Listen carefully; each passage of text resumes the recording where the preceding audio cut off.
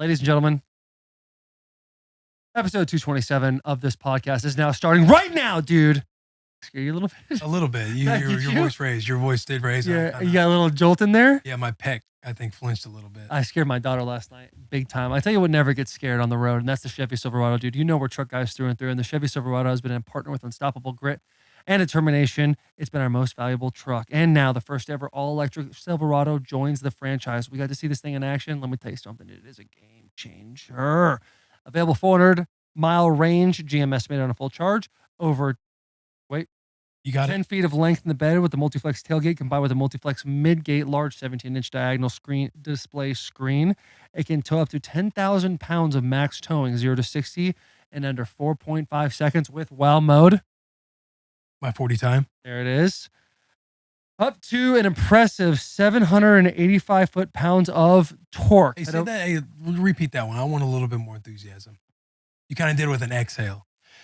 Up to an impressive. Okay, up to an impressive 785 pounds of torque. Head over to Chevy.com to learn more. First things on the docket, boys and girls. You might be looking at us and going, what the fuck, dude? We've seen you guys all of May getting double pieces in there, left, right, and center. We've got enough of the boys. We want to see more guests. We want to see more football guys. We fucking tried. We tried our damnedest. That's true, but I think a lot of the OGs out there, they don't mind this. They don't mind it because you see them in the comments. They get noisy in the comments. They're all about it. They're all about letting us know, giving us some validation. That's the foundation pieces we've just been stacking over and over like Lincoln Logs, dude. We are making something beautiful here. Yeah. However, the podcast gods they're trying to take us out a little bit. The podcast gods have been very difficult with us recently. We were supposed to have Delaney Walker on today. No, Delaney Walker. He's somewhere in the air right now. Who knows? His flights were getting delayed last night. Got the text at what was that, midnight when he said, it's not looking good, getting rerouted to LA or something like that. Yeah. I did wake up to that was not a good way to wake up. I know. Number one reason why not to check your phone immediately when you wake up. Yeah. Kevin Byard was supposed to work out at one point. He had a personal thing he had to drive down to Atlanta for. That's getting rescheduled, but that's going to be soon. Jay Cutler. This is kind of which I'm actually glad you said something because breaking news. No, maybe not. Maybe we're spilling tea. No, we're spilling tea. We're spilling tea, which may turn into breaking news. Yeah, Jay, if you're listening right now, let's call a spade a spade. You have ghosted us. Ghosted the fuck out of us, buddy. He was all about coming on the pod. We talked about June 7th. Locked it in. Yeah, he was all multiple for it. Confirmation. He was all for it. Yes. And I texted him, man, no response. Texted him again, shot him in the eyes on the next day or after I think I gave it a good 8-9 hour cushion. Right. Shot him in the eyes, no response. Then I followed his girl. Right. Then, not his girl, but his manager. Yeah. And I was like, hey, you heard anything from Jay? And she was like, oh no, this is, not the, she said it's kind of his, Don't. All right. Don't worry about it. He's already catching heat right now. Yeah. Because I know he's a fan of this show, and he's a fan of all the dad content that we talk about. But then I followed up the morning of, all right, boys, because I'm updating the chat. The guys want to know, hey, what time we going? I'm going to let you guys know. And I was like, I shot him a text the morning of because I was like, guys, I'm getting ghosted by Jay. He hasn't responded. Deirdre's not she hasn't heard nothing either, and I sent him the text the next morning. I was like, if this has anything to do with 2015 Washington at Chicago when I called out your jailbreak screen and we ended up winning the game, I think it's been long enough. We can let bygones be bygones. Still no response. I haven't heard. That was the last text I haven't heard from him. That was probably the dagger, though. He probably was about to respond. Then he had to bring that back up, reopen that wound. That's a tough one for him. That'll be fun to, if he ever when he does. Yeah. I think when he comes, I think he will come. But I did subtweet the boy. I reached out to Kristen Cavallari and I did say, is that her name? Yeah. I said, I get it. Just subliminal. Subliminal. Yeah. And then people are like, hey, don't come at Jay like that. And I'm like, if you guys only knew the damage you did to us. But all to say, it's a tussle out here in these podcast streets trying to get guests on, trying to book guests, get them. Schedules move, schedules change, flights change apparently. I'll tell you what the good news is mid to end June is going to be, we're going to have more podcasts and we know what to do with. Oh, we're about to get into Tight End U right now? Yeah. We got Tight End U coming up, NASCAR, Barstool Bar opening up. Ooh. We got a twisted announcement coming very soon. Yeah. It's going to be Electric City, dude. It's going to be awesome. We got, obviously, Beer Olympics is happening, and so that's going to be a buzz of the town. That's a buzz of the town right now. I'm going to be honest. There's a lot of people come up to me and say, hey, what's going on? Can I get on that? I'm like, it's not going to happen, brother. You got a list. You've put out, you haven't put out a list, but you're saying, to get in, you got to be on the list. Yeah, there's going to be legitimate security. This is the Drake. This is Drake. Except we're Drake. We get to be Drake. We're Drake. We don't have to be like those guys out there this time. But people are. I will be at the mall for whatever reason. I'm at the mall, and I'll be stopped. People asking, "Can I come?" I've left other people on Reddit. I've Jay Cutlered other people. Kind of just ghosted them because they're like talking to me, and all of a sudden, "Hey, let me come to Beer Olympics." I'm like, "Oh, this is what you wanted." This is the end of that conversation. Yeah. I have to fucking just get out of there. Get out of my own DMs. Yeah. People want to be a part of it, and I get it. Is it going to be massive? Yes. Some people are saying it's bigger than the Super Bowl. Some people, but I'm just. It's going to be a big. It's a big fucking deal. That is going to be a good time though. What do we got? 12 teams right now. 12 teams. We have 12 teams. 12 teams locked in. Was added. Yeah, there was like right towards the end there when we were really finalizing everything. Guys weren't getting back to me, so I had to reach out to a couple guys. Say, hey, get your own teammate. It seems like this guy's not coming. Now we got 2 guys that are back in, so they became a team. It's a lot of work, dude. It's a lot of work getting Beer Olympics together, but it's going to be. I think better than either one of us expect. Can we talk about the layout, the games that we're going to be playing? Yeah, we can talk about that. So, are we ready to talk about it though? Because we kind of. I think so. I think we got the games dialed in. We start off to seed. Yeah, we'll start off to seed. So we're gonna figure out where everybody's at from the get go. We have a 3-beer chug. You and your partner will both have 3 beers. You will drink the beers as can possible. Hopefully, I'm can get a DOS boot situation though, a little tip of the cap to Beer Fest. And then based on your times, you average them. That's how you get seated in the first tournament. The next game will be Flip Cup. Now, what we haven't really figured out, though, is how we're giving out points because every single game there's going to be a reseeding series. Yeah. First, second, third, fourth, fifth. Yeah, maybe a top 5, you get points. Top 5 gets points. Obviously, first you get the most points, 5 you get the least amount of points. And if you fall under 5, you're not going to get any points. So in the scoreboard now, it'll be kind of like the like golf, like PGA Tour. Like people will be moving, sliding in the standings throughout the day. I'm hoping to get a giant board. We can stick them on, slide them through, whatever you got to do, and then have the PGA sticks where the top 3 are there. Yeah. I'd like to have somebody, I don't know if it's in the back or we just hire someone to stand there with the stick and it's holding the top 3 people in the event. Hey, Garrett, each match going on, you just have the guy holding the stick with the 4 participants. Yeah, that would be elite. I was talking to you because you love golf. I feel like you're the golf guy. You're the golf guy. Big golf guy. Well, you grabbing the mic? Yeah, he was going to chime in. What do you say? I don't even think this mic works, does it? It's on, yeah. It's on. That one's on. Yeah, I think that'd be great. I think we can find somebody else there to hold the pole. Oh, I was more saying it in like a humorous way. Like it's probably It's honestly not going to happen. Idea. It reminds me of like Happy Gilmore. Yeah, that's exactly what we're going for. That's exactly. Good job. I love that. I think we're doing Flip Cup. It's going to be a double elimination. No. Flip Remember, will be 2 out of 3. 2 out of 3. Flip Cup will be 2 out of 3. So you go head to head with the other team. Obviously, 2 out of 3. Then after all that, remember you get points. You get seeded to go into the next tournament. The next tournament will be Beer Ball. Beer Ball, which is an incredible game. That'll be some good arguing. A lot of shit talking going on in Beer Ball. I think at that point, a lot of controversy be like in Beer Ball. Yeah, well, you had a big controversial moment last year. Yeah, with Hilliard and Naquan Jones. Yeah, I invited Naquan to come this year. I think he's a little salty because he wasn't invited to be a part of the competition. However, he is invited to witness, be a part of the audience, people competing in Beer Olympics. Now, for those of you who don't know Beer Ball, those of you who didn't go to college or didn't have fun playing drinking games with your buddies, Beer Ball is you have a table, you have 4 beers, 1 in each corner. You and your partner if you have the ball, you're throwing the ball. If it hits the can, your partner drinks the beer as fast as they can until the other team retrieves the ball and puts it on the table. Once that happens, you must stop drinking. First team to finish their 2 beers win the entire game. That will also be a double elimination. I don't believe it'll be best 2 out of 3 though. It'll be just we'll figure it. Yeah, it's all getting decided, but that's the game. Decided. Beer Ball's a game. Now this is where the finale, which you know me, I wanted the chug at the end. I want another chug at the end. I understand why. I understand why I got the fastest chugger in the world sitting right next to me. That's me. I think it's hard to continue to play that you're not one of the fastest chuggers in the world when you're clearly publicly out there chugging fast a lot. No, those are all half beers. I've been cheating this whole time. I really can't chug like that. Okay, we're still gonna do that. All right, you are the fastest. I am a very incredibly lightning fast chugger. So I would have liked to have that going in because I'm assuming easily we're making. Yeah, no doubt. And you puts you in the finale. However, the final games will be, and now we're still trying to figure out 2 out of 3.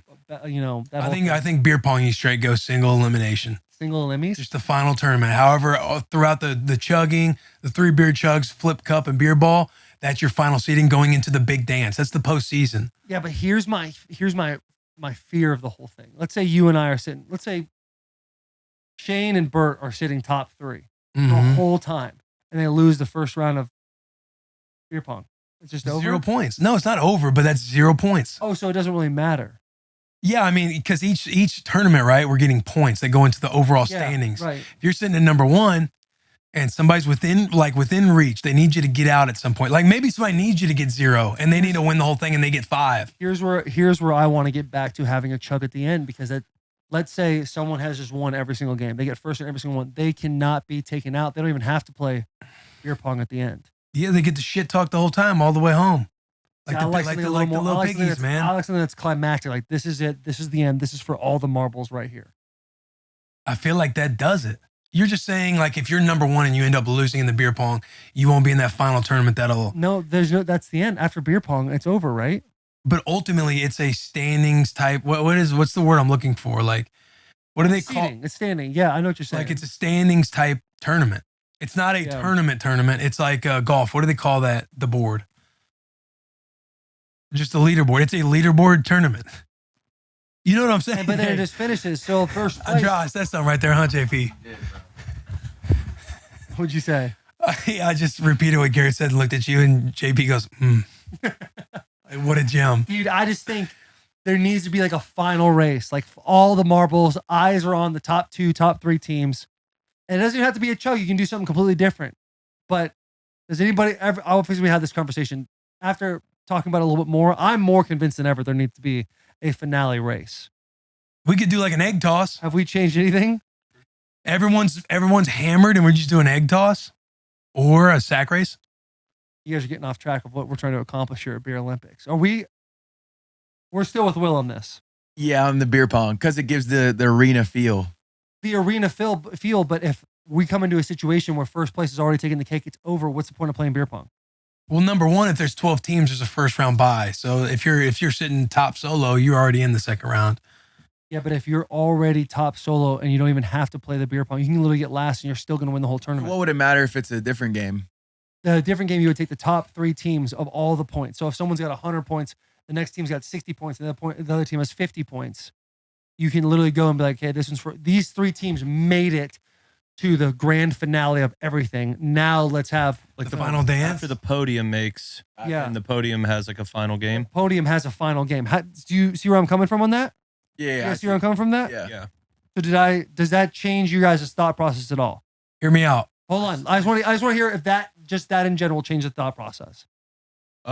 Maybe. Okay, that is not helpful at all. Let's lean in there and give us the viewers one word out there too. Viewers out there too. Like, drop a comment in the YouTube. Help us decide this. It could very well be over after Flip Cup and Beer Ball. Like, they could just be 1, and then second place got last, and then they get set. You know what I'm saying? The numbers might not add up. Where they literally all we have to do is place 5th here, and we won it outright. You know what I'm saying? I feel I'm alone here, but I feel like I'm making the most sense. Hang on. Maybe what if we make this switch? We go. I like it. We go. Here's where it would basically nix a game for the entire group. But if you did chug, beer ball, then beer pong, and the finale is Flip Cup, but it's only the top however many teams, and whoever wins 2 first wins. Huh? Wins the top 1. You know what I'm saying? Like, you ultimately want the entire thing to go down, but then you want the ultimate arena. This is the championship for all the marbles feel at the very end. You can't do that if you're having a moving leaderboard the entire time. At some point, everyone figures it out throughout the season, and then you get seeded, and it's win or go home. But in this case, you're talking about a final number. You're talking about a playoff situation. Yeah, but like, you know what I'm saying? Yeah, but if that's the case, then a couple teams can't even make beer pong from the way you're saying it. What if I'm saying the final event? If I don't know how much y'all have gone into it, but like, if you just take the top 2 teams at the end of whatever the games are, and then they play beer pong against each other for the championship. Like, yeah, if say we're in the lead. Let's say you're hypothetical that you're worse than. No, just just the 2 teams. So essentially, let's say Taylor's worst nightmare comes to life. We're in the lead going into beer pong tournament. We lose round 1. We're out 0 points.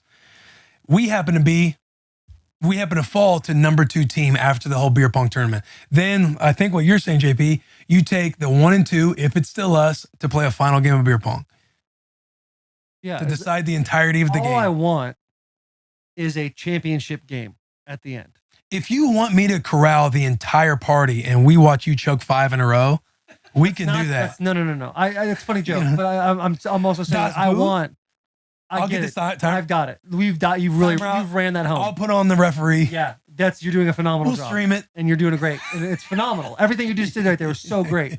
However, I'm really just trying to say there needs to be a championship something at the end. I'm with that. Okay, so the top 2 teams will fight for absolutely not a chug. It'll be something completely different than a chug. Here's why we can do. I think beer pong is. You do one final game. Final game of beer pong. I'm down with that. Because then you get like the 2 and 3 team. That leaves a lot more room for anticipation going into that last round before the championship round. There just needs to be something that's like, these are the top 2 teams. This is for all the marbles. The differential of points could be 50. Who fucking knows? I can get on board with that. I'm on board with that. All right. I just did. For whatever reason, you got to think about the beer chug. Well, here's why. Because the beer chug's what you want, and I think there's zero parity in beer chug. Like, it's like whoever the fastest are, they're going to win. Have you not seen Beer Fest? I've watched Beer Fest. They had a tie, and at the end, what'd they do? Well, they chugged the beer. Dude, this is a movie. We're talking about a movie. Like, he's not that drunk. Like, pull it up, Jack. Pull up the fucking ending scene of. All I'm saying is like flip cup, beer pong, even beer ball. Like those, like level the playing field. Like, yeah, chugging plays a small part, but you got to have some skill involved. Yeah. You have some athletic ability. Absolutely. I'm with all of that. That's why I've always played against the beer chug, because that was your first recommendation. Right, my man's about to get the eye of the Jew. We've seen Beer Fest. Have we, We've seen Beer Fest. They got a tie, and it's such a massive rivalry between Ireland and America, or Russia and America. Germany and America. But Germany and America. And the 2 best chuggers went toes. That's what I'm saying. So, okay. So that's why I was so on chugging the beer chug. Look at that. Like last year, how real that looked. Last year when we did the Beer Olympics, it was decided that you had already won, and you still made us do the beer chug. Because that was the ending game. We decided that was the ending game. And that's okay. But it was over. Buddy, you're the fastest chugger out there. I'm just saying. This is the ending. Beer Olympics is going to be fucking awesome. It's going to be the best. And I do like the final finale, the top 2 that came out of the hunt in points. They showdown in the best beer game out there, beer pong. Yeah, I suppose so. Let's talk about something let's just pivot real quick. If you're trying to get ready for the Beer Olympics and you want to feel yourself out, dude, go to Dollar Shave Club, dude. Pivot. Dollar Shave Club is an innovative company. What word is that? Disrupted? Is that word? Disrupted the shave industry over a decade ago and now disrupting the electric grooming category. Dollar Shave Club makes the deliveries high-quality shaving and grooming products for both men and women to help you look, feel, and smell your best. Trimming your facial hair and balls on the same trimmer is gross. Is it? We'll have to unpack that in a second. See, one head for your body and one for your face with guards for each head. It's waterproof and includes a travel bag, shave in the shower or on the go traveling, etc. It's got the LED light and a diamond grip on the base. Always see where you're going. Never slip up. Great battery, 90 minutes of shave time. Go to dollarshaveclub.com. Use promo code Bussin to get $15 off the new double header electric trimmer. Limited time only. Offer expires June 30th, 2023. So if you're looking to feel great when Beer Olympics comes, go ahead and get yourself some Dollar Shave Company? Get yourself some of that. Dollar Shave Club. Dollar Shave Club. Get you some of that, boss. One for your face, one for your body. What were you about to say? Do you use one for your face, one for your body? I use one. I use a 4-in-1. That's of the Dollar Shave Club. Yeah, of the Dollar Shave Club. But I just got one. Right. For both. No. That is some stuff. I know when I was a young buck. You're a hairy boy. You probably need 3 of them bitches. I'm just saying, me. Yeah. There's not a whole lot of hair on this body. Hey, back in the day when my mom would cut all of our hairs, when the boy got old enough. All of our hairs? All of our heads, cut our heads, give us all the haircuts. When the boy got older, I would use that same. Yeah, I'd use that same trimmer for the downstairs. Yeah. But on the family, It is what it is, homie. Yeah, I'm sure Cody and White were doing the same thing. And sometimes I got into my dad's little beard trimmer too. Did you? Yeah, shout out to the old man watching right now, being like, God damn it. I wonder what that smell was. Yeah. I've always been a one shave guy. I used to do a straight razor on the old downstairs. That was gonna be my next question. Is it electric or now I'm electric, dude. I don't got steady hands like that anymore. Yeah. I just think there's nicks and bruises. Yeah, and once you get like, whether like razor burn. Yeah. Yeah, you get the bumping, the chafing. Yeah. Especially around this area right here. It's tough. It's tough living. Yeah, it's tough living. It's tough living. So we've figured out that we're doing a championship round. Yeah. We got that covered. We got the Beer Olympics. That thing is going to be a 5-star event. A 5-star. Have you figured out the trophy or the belt? No, I'm having a hard time with that right now. That's all right. That's my biggest hurdle I have to get over is I want to do custom belt buckles, nice ones for the winners. And I want to do UFC belt, one UFC belt and then 2 custom belt buckles. Like, are we talking like big red solo cup? I think I want to do like a bronze one and then etched in, it says, BOC 2023. Simple, simplistic. Beer Olympics champion, Mm-hmm. BOC. BOC under it goes 2023, and you can just wear that thing with pride for the next year. Yeah, I'm on board. I'll wear it proudly. Brother. Right. I will wear it proudly because we're gonna fucking win. Let's not. I like that your competitive juices are going because every time before that there wasn't a whole lot of we're gonna fucking win. You're like, oh yeah, it's gonna be fun. I'm thinking, well, what happened? Come on, will become a participation dad? Like, what's going on here? No, dude. Now I'm glad to see that you're fucking getting after it. I'm glad to see you're invested in the dub. We're competitors. No question. We're competitors. It's always a slow burn. See, not for me. I know. Remember, like it was a slow burn even going into the Bussin spring game. It was all decent until the damage happened. Yeah, the day of you did turn it on. Yeah, you're like a light switch, brother. Yeah, well, we'll be ready. We'll be ready to go. Multiple I personalities. cannot wait. I love it. A lot happened over the weekend. Some NFL news circulating. We got the OTA news headlines. Dalvin Cook gets released. Saquon Barkley doesn't report to minicamp. DeAndre Hopkins made a visit to Nashville that we'll talk about. And I sent baby Gronk's dad to the sunken place. Yeah. So a lot to talk about, a lot to unpack. Where do we want to start? Let's knock out that Dalvin Cook, dude. The thing, we were talking about his stats a little bit before.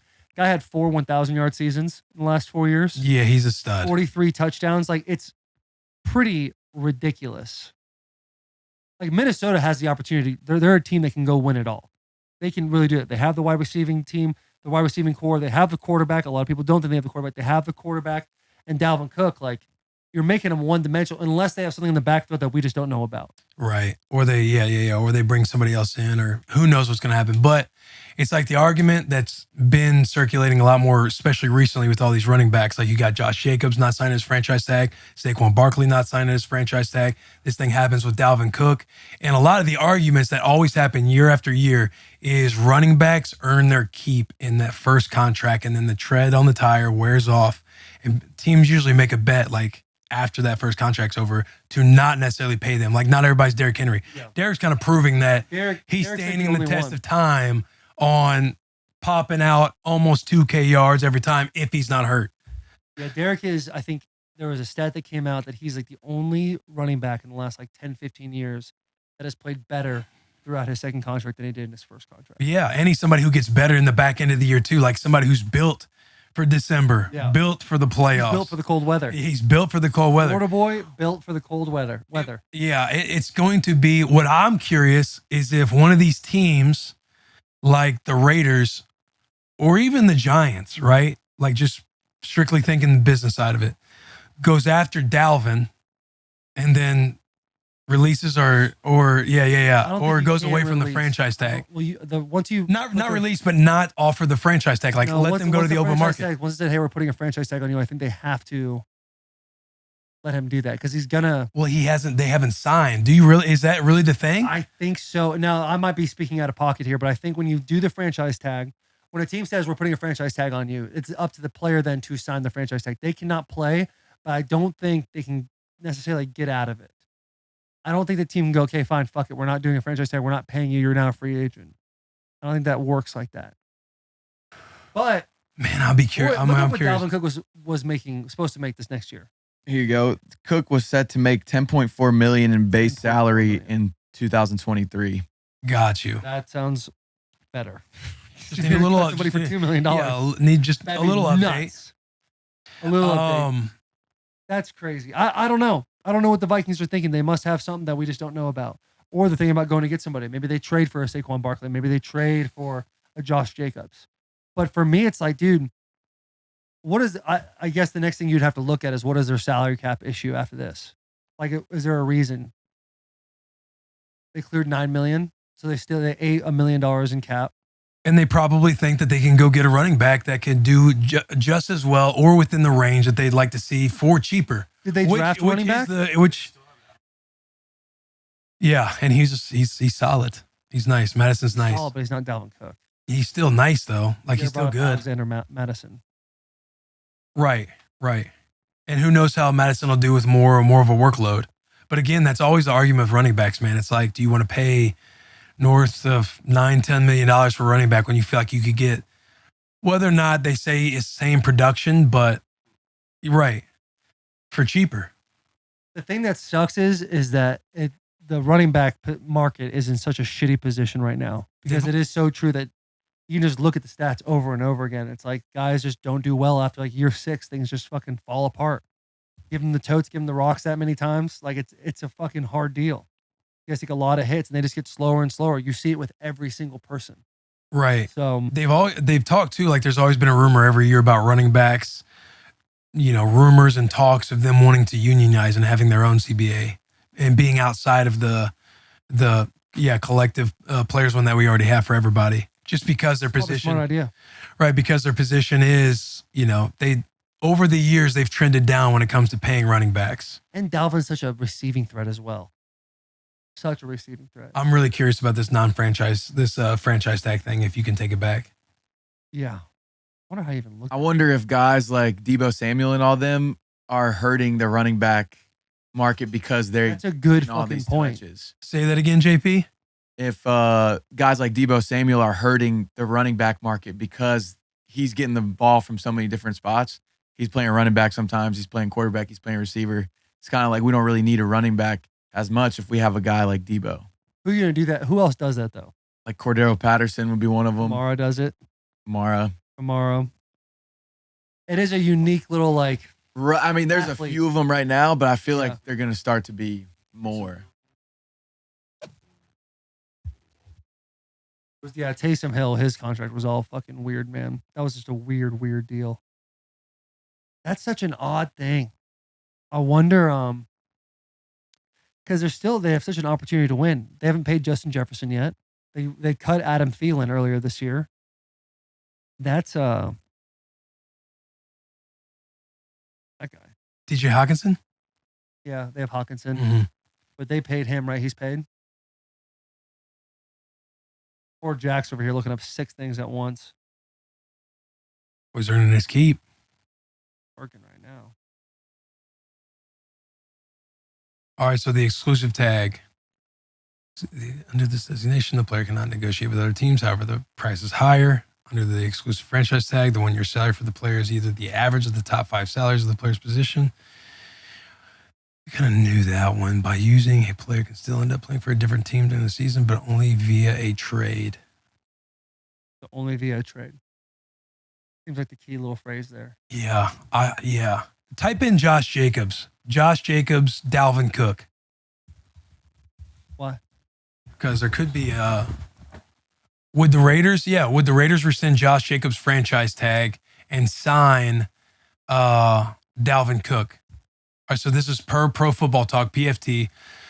Under the rules of the CBA, the Raiders use the franchise tag to keep running back Josh Jacobs in place for at least another season at $10.1 million. The Raiders also could, under those same rules, rescind the franchise tag. The question is, would they? If Jacobs won't accept their best offer on a long-term deal, the deadline for that is July 17th, as we all have said. It would make sense to consider their options, and they could, in theory, pursue Dalvin Cook as a potential replacement for Jacobs. But can they get out of the franchise? I just said, they could rescind it. They could rescind the tag. So that would make it interesting, because I know Josh just came out and talked about it's, the positioning he's going is he's wanting to get a long-term deal done in his favor, obviously. The reason he won't sign right now is because I want to say he has said it's bigger than him. It's more about just him as a running back. He's trying to help the running back market, which I think a lot of guys are doing. I want to say Saquon's doing that. What was the recent headline on Saquon? He hasn't participated in any of the OTAs or anything yet. Yeah, he missed mandatory minicamp, right? Which per the new CBA is an automatic fine. They can't rescind the fine. The team can't.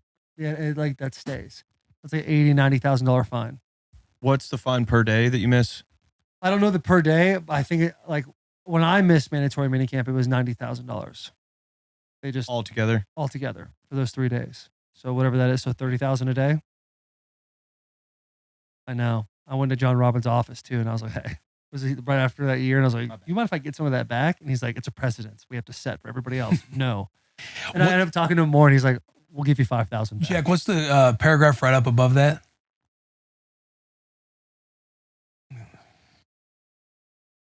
The first thing. Right. So when you're looking at this Saquon Barkley article, courtesy of is this NFL.com? Yeah, NFL.com. The first thing that comes to mind when a player suggests he might sit out is Le'Veon Bell. When he did it back when he was on the Steelers, he skipped the 2018 season during a contract negotiation. Bell got paid by the Jets the following year before he quickly washed out of the NFL. Never the same back as he was before skipping a year. Bell has since said he regrets the decision. So they obviously brought that up to Saquon, and Saquon had talked about, he said, I think when you sit back and you look at it, there's obviously there's a situation where it happened with Le'Veon, and some people say it didn't work out for him or whatever. I think I would have to sit down and actually go through that whole process and think about that whole process when that situation comes up, if it comes up. For me, it's like you got until July 27th. They could say what they want. We can say what we want. At the end of the day, I can only focus on the little things, and I can focus on the moment. And I think I've been vocal before to you guys that I'm the type of guy that just lives in the now, just one day at a time. Now, if that day comes up and I have to sit down and have that conversation, then I would sit down and have that conversation. We'll see what's the best plan for me to do. I personally think with Saquon and the Giants, that something will get done. Maybe not as friendly as he'd like, but I think that's something they want to get done. Because it all depends on what he's willing to give up, though. Right. If it's not, the key thing is it's not as friendly as he would like. And if he's sitting there and he thinks he deserves all that, which a guy like Saquon does, right? He has an ACL in year 2, comes back. We don't know. The next year after that, 2 years in a row. Yeah, balled last year. Right. Came back, did what he was supposed to do when he was coming out of Penn State. Now it's like, all right, do you take the risk to pay that guy? And when truly he was a foundational piece of bringing the Giants back to a playoff contending team. Yeah, Saquon's a stud, man. I mean, he can line up outside at the one spot as a receiver. Which is wild. And be in the backfield, but he's a stud. I know that there's something that every player, I feel like they go through, when they're going through big contract negotiations, is a lot of the misleading reports that always leak out about the player, because the front office has direct lines with the media, right? Yeah. So when the media is writing reports, they're going to write it in ways that it seems like the player's sitting out, they're holding out, they're doing things, they're like, hey, they're not talking to us. Yeah. They make it seem like it's more the player versus the team. And I know Saquon, he was talking about, he's like, I would like to address that. I feel like there's been some things out there that's been misleading. Obviously the sources or the stories that have been out there, but I've been public. I came out public and I've been open about it. I want to be a Giant for life. This is where I want to be. And at the end of the day, it's all about respect. That's really what it is. Did you ever go through anything like that when you were going through your negotiations? No. Like any reporting, say PK or anybody writing articles that made it seem like Taylor's, holding out or not showing face? There was a bunch of backlash when I held out for mandatory minicamp, but it really was, they're trying to figure it out. We think it'll get done, blah, blah, blah, blah, that type of thing. Now I'm offensive linemen, especially left tackles, are in a much different situation than running backs are in, because we as a culture or a group have been proven we get better as we get older in a lot of ways, more savvy, more technical, those types of things. So there wasn't a lot of thought of risk of what's going to happen if you pay me. And so the whole thing for me is way different than the running back market. Sitting out, there was definitely a bunch of articles that came out. Nothing that I can truly put my finger on that I remember being feeling slighted by. But I remember talking to my agents, and they're like, "Hey, when you sit out, this is what's going to happen. The Titans are going to release. Hey, we offered this guy this amount of money. We're going to tell them that he's leaving all this on the table. We're doing our part. He's not doing his part. That type of thing. And you just got to be able to be okay with that type of stuff." And know that, and just understand that it's going to happen because it is part of the game. Yeah, it's part of the game, but you also got to figure out like what's best for you. I remember when I was in the contract negotiations, and we recently became friends. We were very fresh in our friendship. You were telling me you should hold out for guaranteed money. And Will goes, you should get all fully guaranteed contract. And I'm like, Will, that's got to happen to the quarterbacks first. Kirk Cousins did it, and then after that, I'd point the finger too in your position. You point the finger at me? Yeah, no, I'm saying if I was you, I'd be like, somebody else has to do it first. Yeah. Could have been a lot of strength in being the pioneer, the trailblazer.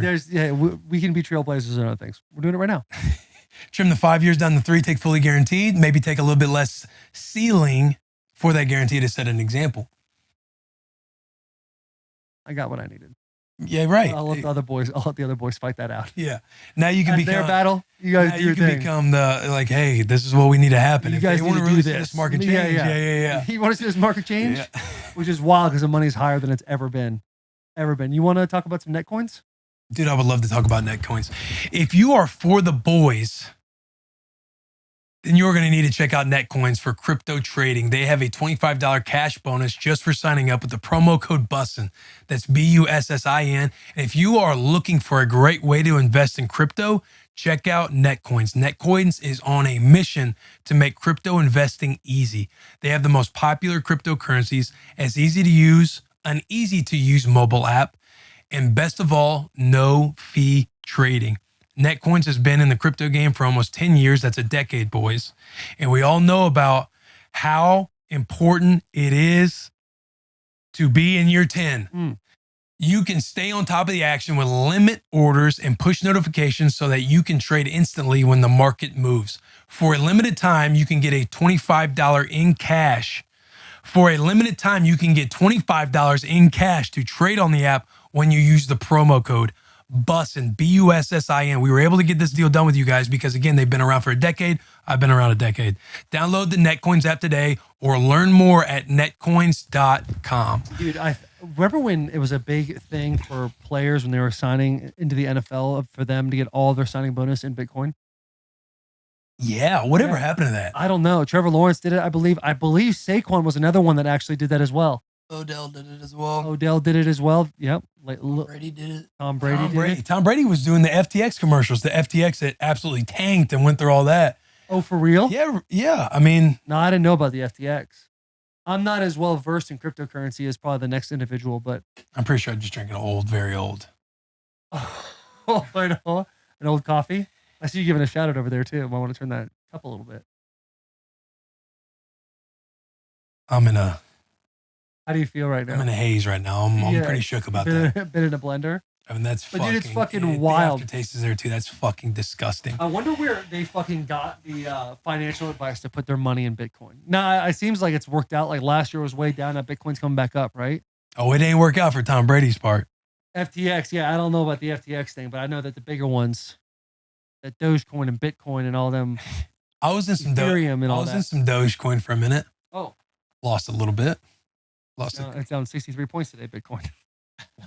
Bitcoin, dude, I remember when it was, for me, it was hot during 2016, 2017. That's when it became huge. Because I remember 2014. Because I think it was around before that even too. Yeah, it was before that. But 2014, I remember I was at a place doing cryotherapy over by my old house when we first met.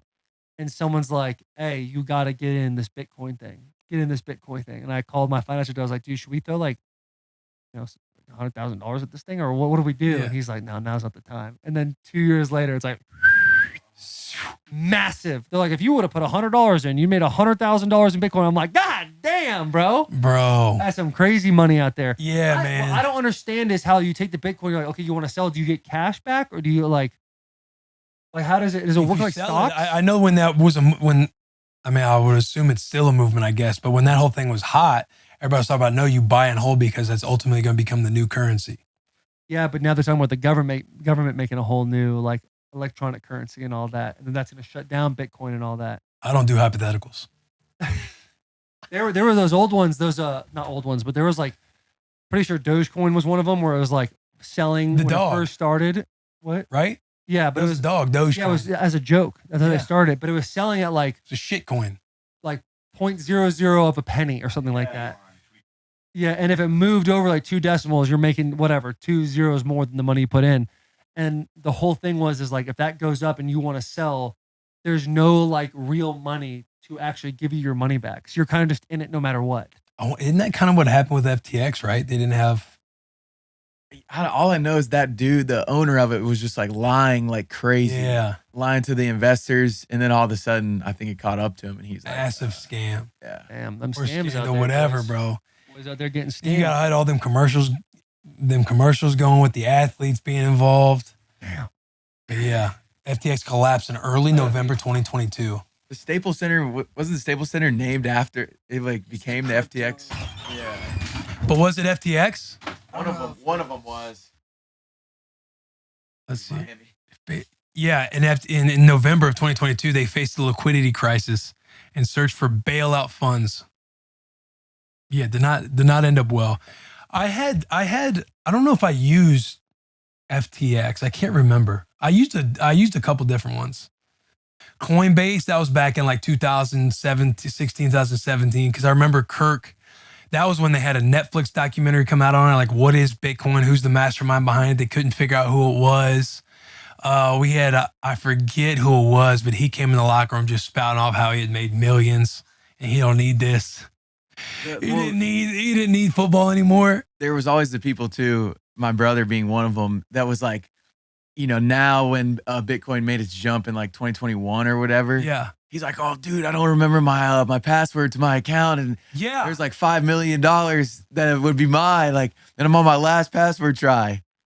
And half of them I feel like are lying. The other half I'm like, dang, imagine being in that group. Because the Bitcoins one, that's like the most stable one. Like that's still like, what was that, $20-something thousand? Yeah, it's still solid, like 22 or and as high as in the six figures, I know that. Yeah. I was back in when it was like to the moon, bro. And everybody's talking about how it's all transitioning to that space. Like during when it was COVID and everybody was locked in their homes. Yeah.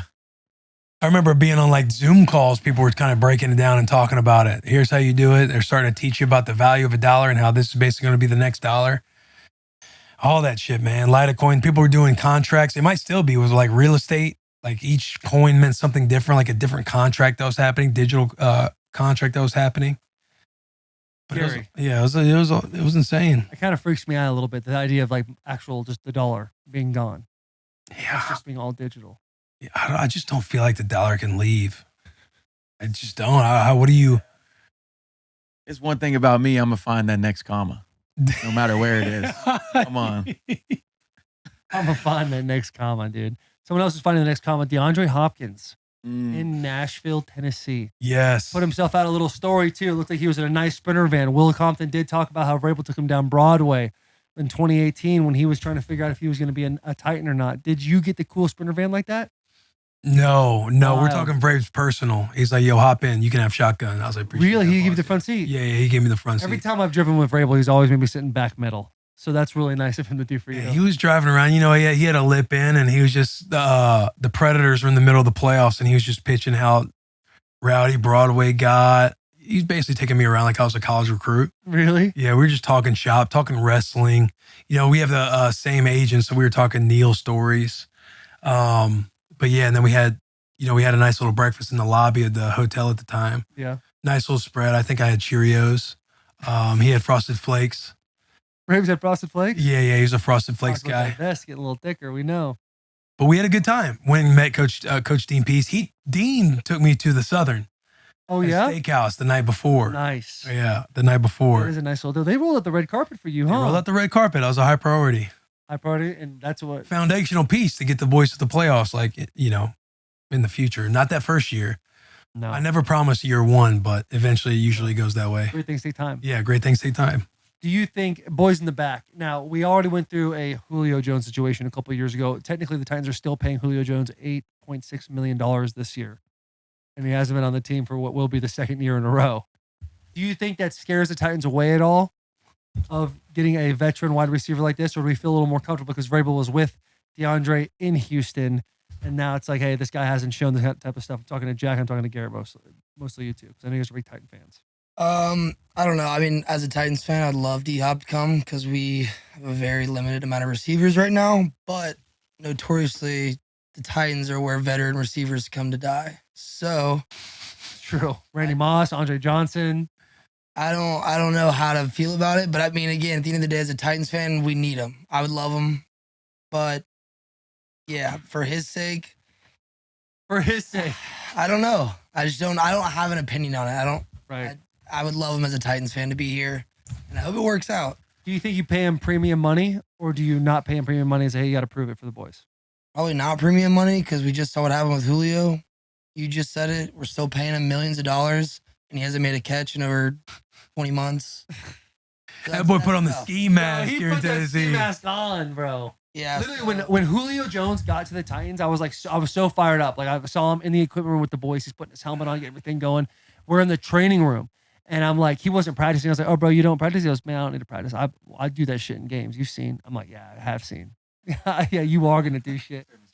The way he was talking, I was like, yo, legit, we got Julio Jones. And the way he was talking, I was like, man, this dude is still him. He really is. And he unfortunately was not. Soft tish. Soft tish Soft guy. tish will get you. Soft tish. Now, Hops had a couple of deals here and there too, right? He was hurt last year or something like that. So I think he played 9 games last year and had. he got suspended? He was suspended. Forgot about that. For what? Austrian? Yeah. Gets the best of us. I fully support DeAndre Hopkins. You know, his were boner pills. He had them gas station boner pills in his system because you get pop for those too. Oh, yeah, the horny goat. I've heard he is the horny goat. I've heard he's the horny goat. I think we've seen he's the horny goat, right? There was a video that popped up a while ago, right?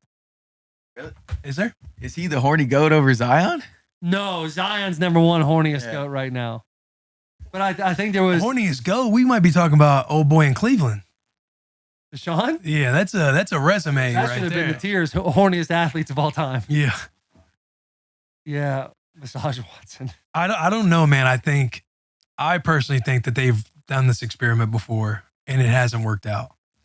Yeah, with the veterans, whether it's Clowney, whether it's Vic Beasley, Julio Jones. Yo, I knew Vic was not going to be him the minute they signed him. Bro, Vic Beasley, what a fucking Vic's car rookie wreck. year. We Funny played the dude. Falcons, and that man broke in 3 quarters. I was like, oh, he is not. Bro, I remember my first day because remember that was the year where I got signed, and I was like, guess what? I was like, oh, they're signing me. Like I'm coming back on the Titans.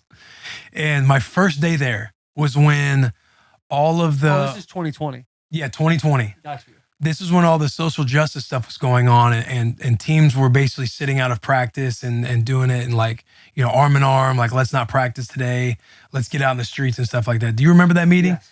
That's my first day back in Tennessee. Yeah. And I remember sitting there and I didn't know who Vic was. Like I knew Vic Beasley, but I didn't know that was him with like the massive fro and everything else. He chimes in from the back and says like, you know, I think, and apparently somebody who never spoken up because he had the whole where he sat out for like 2 weeks in training camp and nobody could find where he was and this and that. And he says like, oh, I was trying to get my truck towed to Tennessee and came in out of shape with cramps, got hurt, was sitting out everything, was just an abomination of a signing. And he chimes in from the back and says like, I think we need to sit out the entire season. I remember players being like, yo, what the fuck is this dude talking about? Like you haven't even practiced. Like at least get on the field and do something and gain some respect before anybody like listens to him chiming in and be like, we need to hold out and not play the entire season. That was my Big Beasley story. Funny cat. Apparently he had like a puppy and he would just have the puppy sitting in the truck in the middle of August. In the middle of August. His truck too was a dually truck with a flatbed. It was like a work truck. And he would just pull up to get like, yo, what are you doing with this thing? We just chirp him every day. Like, hey, who'd you go tow before you showed up here and stuff like that. Like, again, funny dude, but. Was that you that was sitting in the elevator with him before a game? They almost were like late to the game because the elevator broke? No. So there was somebody in there in the elevator with Vic Beasley before a game and the elevator like shut down and then like an hour went by and the elevator started back up and he was pissed off apparently. And he was like, man, I'm trying to CNC, chill and collect. Oh, I believe that. I fucking believe that, man. That's what happened. He definitely had that vibe. Dude, like I said, we played him in 2015 and he was like the 6th overall pick or something like that. And he came in the first quarter, he was talking a lot of fucking shit, a lot of shit. And by the 3rd quarter, he was like literally just stopped talking. He was quitting. Non-existent. And then when we signed him, I'm like, damn, bro, this dude ain't the guy. Because I think he just had like tendonitis. That's why he was sitting out. Yeah, he'd always do this swivel thing with his knees. He would always like, do you remember he would do that? Yeah. He would move his knees around. I never really saw him do it, but the boys were always chirping him about it. You saw with tendonitis, that shit is That shit is weak. Tendonitis hurts, but bro, you got to play. Oh, I'm saying you might get, depending on how bad it is, because it can act up differently for everybody. But you get a couple days, a few days. But bro, Pierre Garçon had bad tendonitis, and that dude would be out there fucking every day, being a dog in practice. And I'm talking, he'd spend all day long in the training room before and after, just talk about his tendonitis. Really? Eating his tendonitis. But he'd be out there getting it. Like, that's, again, not everybody's built like that. Like, Pierre Garçon was a fucking dog. But yeah, my man set out for, I think, the entire training camp and then a few weeks into the season before he came back. Dude, because they fined him. And Vic said, I'm going to get my money back. I'm going to get my money back by missing games before I go back out on the field. Like, let's just say his fine was, I'm just saying some shit right now. Saying just a random number. Yeah, let's just say his fine was $50,000. He was going to sit, in his mind, he was going to sit out the first however many weeks it was until he felt like he got that $50,000 back. Like he got his from the team. Gotta respect it a little bit, dude. When you're in the cold tub and the hot tub hearing that, you're just like, man. There's a little bit of envy, but also like, what a fucking pussy. But also like, God, you also nice you're a to, team. I guess, have that kind of juice, I guess. But yo, if we're trying to fucking win. He really didn't have the juice like that because he played 1 year and they went to the Raiders for a year. Yeah, he's in the XFL now. He's playing still? Yeah, for the Vipers. There's not a lot of people that come to mind that I thought hated football more than that man. Right. And now you're playing. He just hated ball. Going back to DeAndre Hopkins real quick, I think it'd obviously be a huge signing for the Titans. I think if you get him, you're taking more pressure off that 8-man box that they're putting on everybody, just playing man out there. Because at the end of the day, DeAndre Hopkins is DeAndre Hopkins. His catch radius is stupid. Let's say, he does twice as much more than Julio Jones is, which still isn't a whole lot. It's going to help the Titans offense so much. Know that there is a threat out there, like a DeAndre Hopkins, a name out there where guys are like, hey, we got to watch this fucking dude. Yeah. Make sure he's good. Maybe put a safety over there for the first couple of games just to make sure this dude doesn't fuck us up. Yeah, it helps with Burks too, like taking the pressure off Burks. Yeah. And again, they do have a thin room. He'd come in and be like the number one, number two wide receiver immediately. Yeah. So that makes it a nice deal for the Titans. Like, it gives him a chance to breathe in year 2 and be like, all right, let me get a 1,000-yard season. Let me become like the dude everybody wants me to be. Right. Because again, it's like, the Titans, they want guys who want to be here. They always want that, like, hey, like they want you to be a fucking Titan, which respect to that. And it's like the experiment with the vets, especially with guys who kind of have this history of, not being a diva, but being a diva. The track record's not the best. And it sucks that he's getting measured up and compared to Julio Jones. Like, that's a tough measuring stick to have going into it. Right. And if Julio didn't happen, I think everyone's singing from the rooftops. We need to sign DeAndre Hopkins. In his 9 games played last year, he had 64 receptions, 717 yards, and 3 touchdowns. Yeah, he's got to get signed. You got to sign him, bro. You got 96 targets. Give Traylon just a little bit of a cushion, bro, because that's a lot of responsibility to be going into year 2. Everyone's like, hey, you're the fucking guy now. Yeah. And Traylon started coming along towards the end of the season before he started getting turf toe and all that or whatever. But obviously an abysmal start for Trey. Like, we were at OTAs, the man had like asthma or some shit. And he was out of shape. He was like, it was a tough thing to watch. And then he just got better and better, dude. You just give him a chance to be great on his own without all the pressure. Yeah. Hey, and now that I'm thinking about it, Colt would tell me, because Colt, when Kyler Murray went down, Colt McCoy would come in as a starter. And he said, bro, and he said DeAndre would just come over and be, hey, what are you doing? Throw me the ball. No shit. He said he would run sometimes his own routes, but he said, like, within the confines, like, of the system, like within the play. Yeah. And he would just fucking throw it to him, and he'd always make plays, and he'd be like, see, I'm telling you, like, just feed me the rock. Yo. And he just had juice like that. Like, he'd come. I'm fully on. Yeah.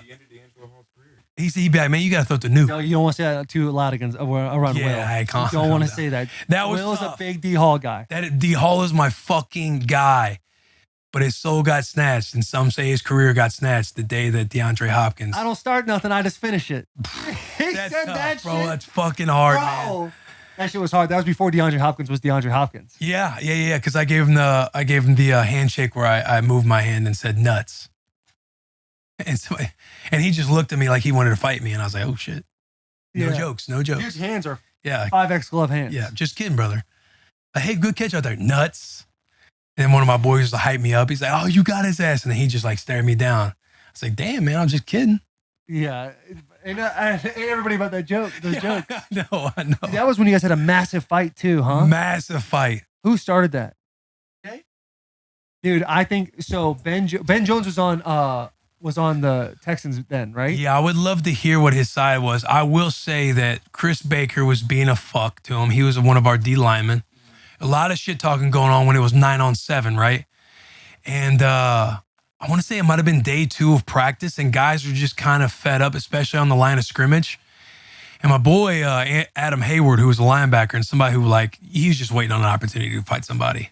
But they caught one, and on that field, it fucking went down. That was day 2, and then right? both fields. The other field ended up seeing it, and then they started swinging.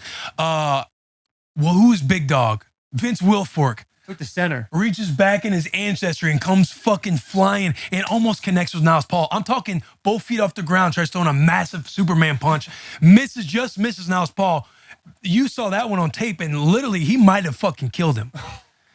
Massive man just looking for a reason to fight. Jay Gruden went in there, and afterwards we had the meeting where it was like broken up. I want to say that's when we ended practice. It was all done. Which is also the best, dude. When the fight stops practice, you're like, yeah, let's fucking go. That's low key what players are looking for. Yeah, dude. I heard. So Ben Jones told me that you guys kind of bullied the Texans the day before. Like y'all got the better of them that day. Yeah. And Bill O'Brien was in a team meeting at the hotel the next day because they were practicing with y'all at y'all's spot, right? Bill O'Brien's like, now I'm not telling anybody to fight, but if somebody starts some shit, y'all better fucking finish it. That type of thing. Yeah. And Ben was like, the minute we went out there, we knew this practice was going to be 25 minutes tops. Yeah, man, we did have the upper hand on them that first day for sure. Not only that, but we had this backup fullback who shouldn't have, I mean, obviously no one should be fucking doing that, but he's out there he threw a cut on somebody in 7-on-7. God damn. 7-on-7 threw a cut. You don't throw a cut in practice in general, let alone 7-on-7. And that fired people up. Obviously, there's a target on his back. They wanted to dummy him. I want to say the majority of our team was like, yeah. I mean, he was kind of a fuck. He was kind of a fuck. Like, yeah, you guys can have him. Dude, fullbacks are always kind of like but that. The second day, even in 7-on-7, somebody came out of nowhere. I want to say a DB on Houston and licked one of our running backs on the sideline. Like again in 7-on-7, and you could tell it was starting to fester up. And then that big fight happened. Jay Gruden ends up getting whopped in the face. Dude, Vince Wilfork flies off. You know, Vince Wilfork taking the Redskins center and pushing him back past the quarterback and just kept driving him into the ground. I believe that. That man, practice when and we were like, oh shit. Those of you who think, oh, this team's practicing against another team, what great work for the other team, that is by far and away harder than any fucking game, any kind of 2-a-day practice. It is truly the biggest bloodbath. When you know you're practicing against another team, you're like, boys, just buckle up and stay safe out there. Because it is on day one. It is a fucking bloodbath. Yeah, especially on day one. Dude, tell you what, dude, when you're leaving that area after a big fight and you need to get back, the buses probably aren't ready. You need yourself a vehicle to get, and you're going to have to get Turo, dude. Turo. Okay, Turo. Let me tell you something about them. It is the world's largest car sharing marketplace. With Turo, you can book any car you want for just about any occasion, from community to local. Dude, I swear to God. A community or local host across the U.S. I got it. Local hosts across the U.S., UK, Canada, and Australia. Book an SUV for a road trip, something easy and affordable of getting around on vacation, or test drive an EV. You can test drive an EV.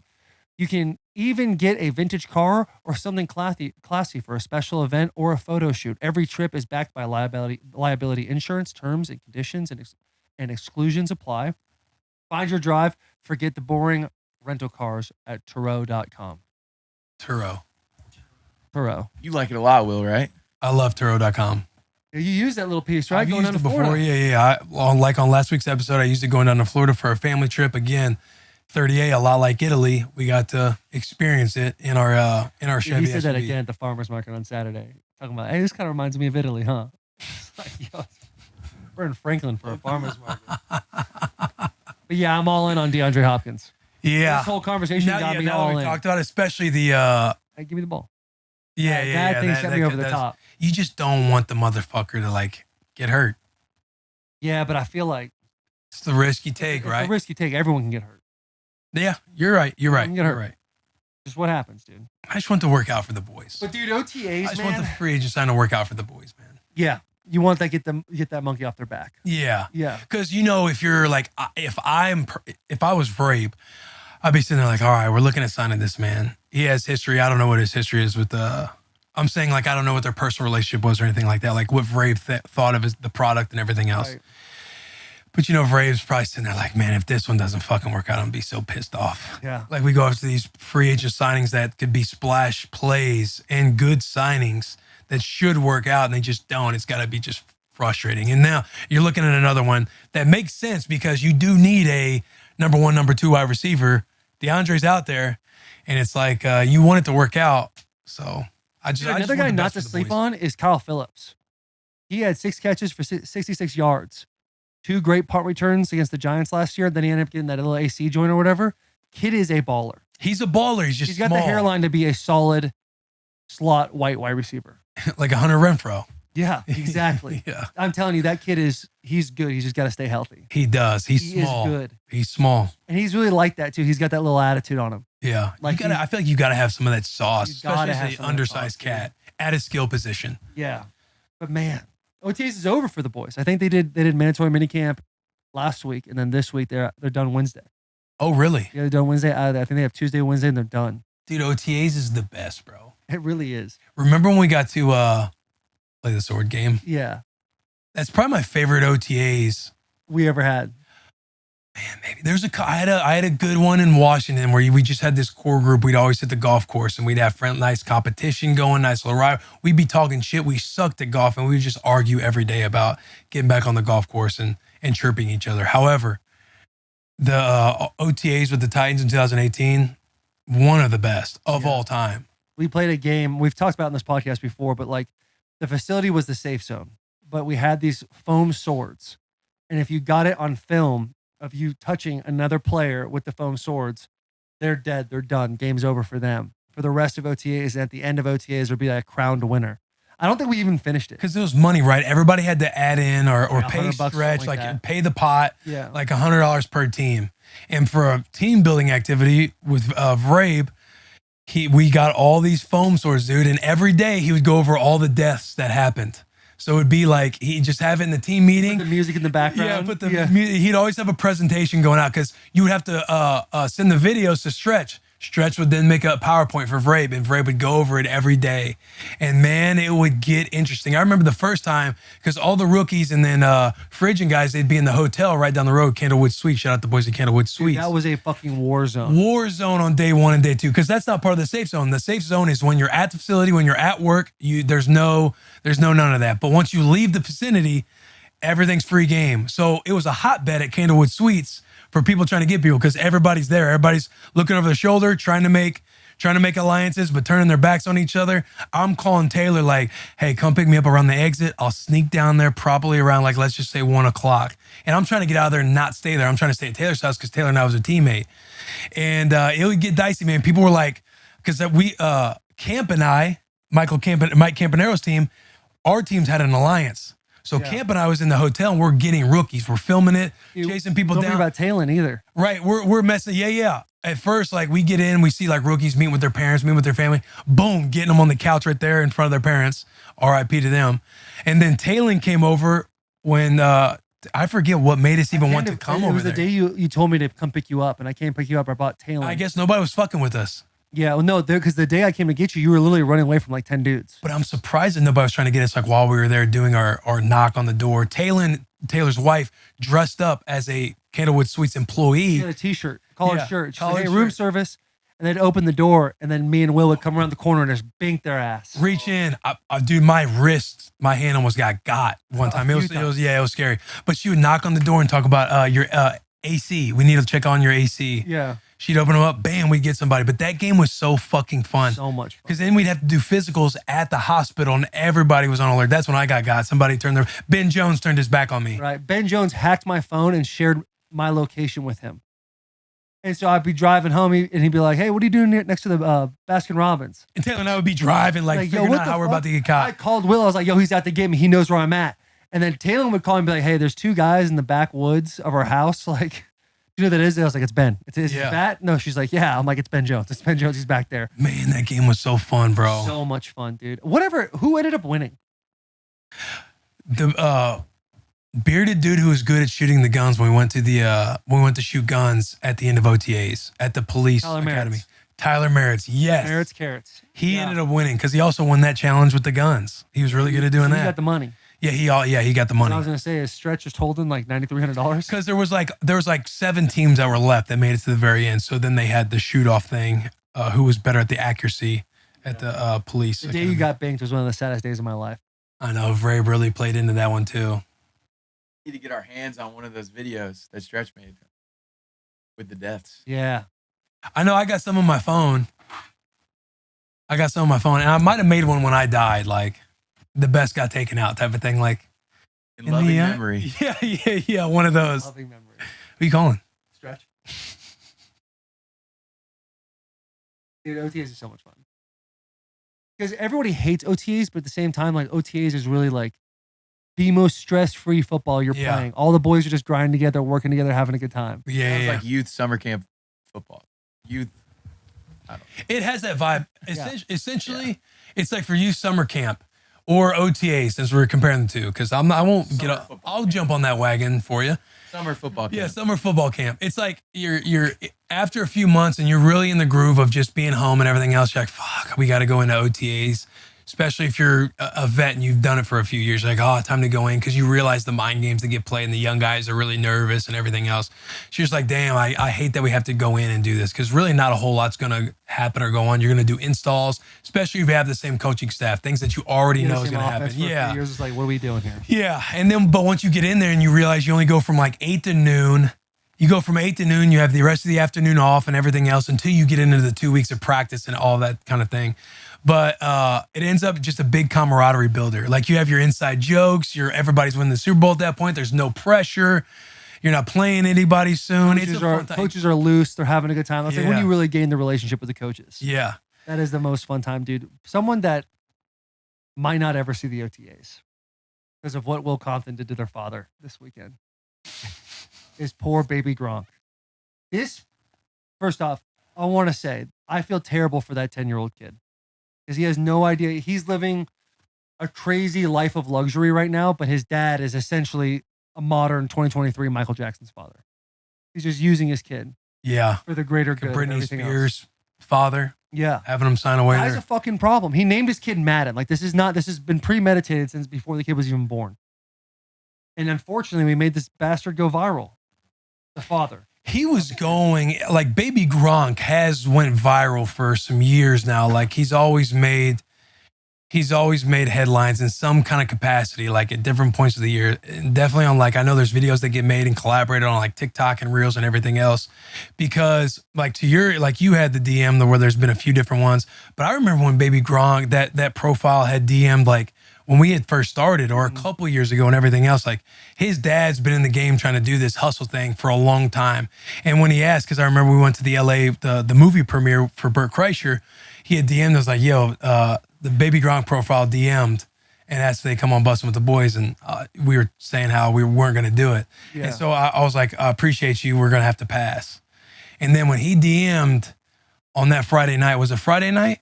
On that Friday or Saturday night the other day, and said like, hey, we've been trending for a couple days. I think we can make a good show. And I had read that article that he did with, I think TMZ, the New York Post, or The Athletic, and just saw it. It's just like, yo, this dude is fucking delusional. He's one of those delusional fathers living through his kid. What really pissed me off is when he tries to play this, I'm doing this all for him. I'm doing this all for him. I understand.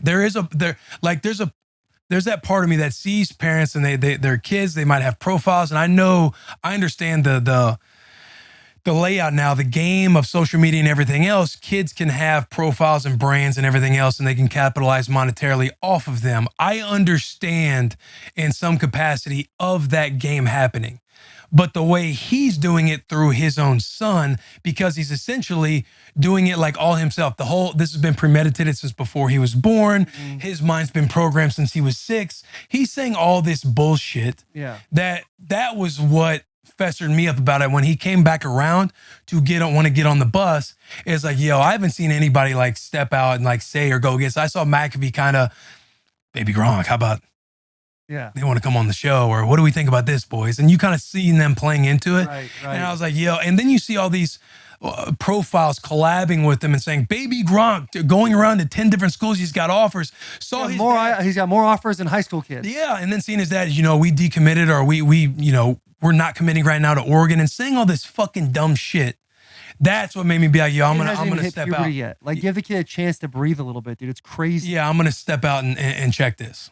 You did a great job checking, because I was just gonna leave it alone. It's kind of like, never again. But you literally, once you posted it, it became a landslide of everyone being like, yeah, fuck this guy. Yeah, and then when somebody, I want to say, it might have been like the Boomer. Yeah, it was an Oklahoma, some Oklahoma profile, the Boomer one. Shout out to boys. I'm not trying to butcher your name, but once they showed the DM, and I was like, I guarantee you, there's several people, because I knew us in house, every account, unfortunately, except for JP, every account was getting DM to get on Bussin' with the Boys. It's like, my man, you're not coming on Bussin' with the Boys to fucking parade your kid around. Dude, he reached out to Ashley Brewer, who is on ESPN. Ashley and I went to high school together. We were talking last night about how fucking ridiculous. They want him to do a story on the kid. It's like, and the worst part is, Bussin collabed with me on another thing saying the saga continues with that DM. There's however many hundreds of comments, and Baby Gronk's in all of the comics with blue checks saying, yo, hey, what's up, so-and-so, what's going on? Like, bro, how fucking delusional. Like, you're literally looking at this like this is a positive thing for you. He spent the entire day on his phone. That there's no question in my mind. He texted his buddy, who ended up, having to get it. He texted his buddy to make a video. I don't even know who his fucking friend was. He said, supporter of Baby Gronk and speaking out against Will Compton. It was one of those things like, what do you? I'm Baby Gronk. On the post with Taylor and just Bussin. Fucking ridiculous. Hey, it's Baby Gronk's dad. Let's do a one-on-one interview. We don't need Will in it. And I literally had this thing typed up like, brother, which that's go a funny fuck yourself. Yeah. Like, there's no way that's happening. And I was like, I'm just gonna leave him with an LOL. You put the LOL. I was wishing you would have fucking. I remember I called you. I was like, yo, if you could muster up a fart right now. I was in the middle of getting hibachi. Yeah, but you were getting hibachi. I couldn't hear a word you were saying. You said something about a fart. I'm like, hey, just text me. He never texted me. If you could muster up a fart right now and just fucking fart him into oblivion, do it. Yeah. Those damn farts, and I've seen people be like, you guys are giving him exactly what he wants and everything else. Trust me, I understand that, but we also get paid to make content too. Like, he's out here reaching, you reach, we teach. Like, we're putting on. You reach, we teach. This is what we do as well. It's like, yo, this goes in the. This is the game we're playing. Yeah, this is the game we play as well, because people are like, oh, Will, you're clout chasing as well. We're all on social media. We're all playing the game. Yeah, this is the brand. This is the brand. This is what happens. It's been a while since I've taken somebody on a walk. Somebody had mentioned it. When that was happening, that Gronk stuff was happening, and I saw a second DM, because it's not like I just sought it out. He came back around again after I respectfully declined. Respectfully. And again, that compared with all those articles he's going around, I think it's absolutely ridiculous. It's somebody literally vicariously like living through their kid. Wow. He can say whatever he fucking wants. The dude's a fucking loser. He's a loser. Baby Gronk's dad is a fucking loser. Yeah. That's tough, man. We did just give him exactly what he wanted. Now he's got a clip on Bussin' with the Boys. That's okay. Again, we get to make our content like we do. Yeah. They're not sitting on here. We'll see what happens with them in the next decade. I know where the boys are headed. Yeah. This is just part of our game. This is whether part of our the game. podcast gods want to take us down for a month or not, dude, we're fucking doing this. This is part of our game. Yeah. We got to fight the good fight, man. But anyway, is there anything that I'm missing on speaking to, or we're missing on speaking on? In terms of Baby Gronk? Yeah, in terms of that whole thing, like any. I will say one thing from a social media perspective. I fucking hate the whole situation, but it is impressive from like marketing. They're executing a very successful marketing campaign without being on anyone's shit. Yeah. But at the end of the day, get fucked. Yeah, absolutely. Like, no one's knocking the I guess hustle about it. The way you're hustling about it is where people are having an issue with. It's and the dad issue. It's the dad issue. It has nothing to do with the kid, man. It has nothing to fucking do with the kid. He can't help that his dad's feeding him scripts on saying stuff. When all that stuff was going on, he DM'd me again, sent a video that I didn't put out there. DM me again of his kid. Hey, Will. While playing Fortnite, because he's going out. My kid plays Fortnite. They were in a hotel room, probably going on their next trip to go somewhere else to where they can finesse some content. But it's the way he's going about it. It's the way they're going about it. They've made money. The kid, okay, he's going to have a bank account at the end. Again, yank fucking yank. But it's just the entire rollout and the way he's going about it, because it is all about him. And he can say the times are changing. It's a new game. People can't play outside, this and that. We play outside every fucking day. Yeah, we play in the pool for what, 3 hours yesterday? Yeah. There's a million different ways to skin a cat, and the way he's doing it is a way that I felt like, yo, I'm gonna check this motherfucker. I don't agree with it, but whatever, man. Whatever. They've made a quick buck. They've made a quick buck though. But again, it's a great time. Again, in the game of making content and branding and social media and podcasting and news and everything else, you got to take advantage when something's hot. Yeah, but at least if the kid hit puberty, he could hit puberty and not grow a fucking inch. Yeah. And then what? What happens when he gets to that age and he never gets like an offer or anything, doesn't go to a big school, and that like now all of these like media people or all these normal fans or whatever are going to come after him personally, like the kid. Right. And not the dad, like, oh, he's a bust, you suck. Like his dad just putting him in a very vulnerable position to get absolutely shit on later if he doesn't get it. You already know too when he comes back and either talks about it, brings it up or whatnot, like his dad's gonna feed him some shit about this program that he's had. Like he's numb. The kid looks like, you know what I mean? Like staying emotionless. Yeah, that right there. In this whole thing, he's gonna be spewing some bullshit about who God knows what. All I know is that ultimately, it's not going to end well. Like we've seen this play out, and I am going to be super interested how this plays out when he does get to high school. More than anything, I just feel bad for that fucking kid, dude, because it's not going to end bad for the dad.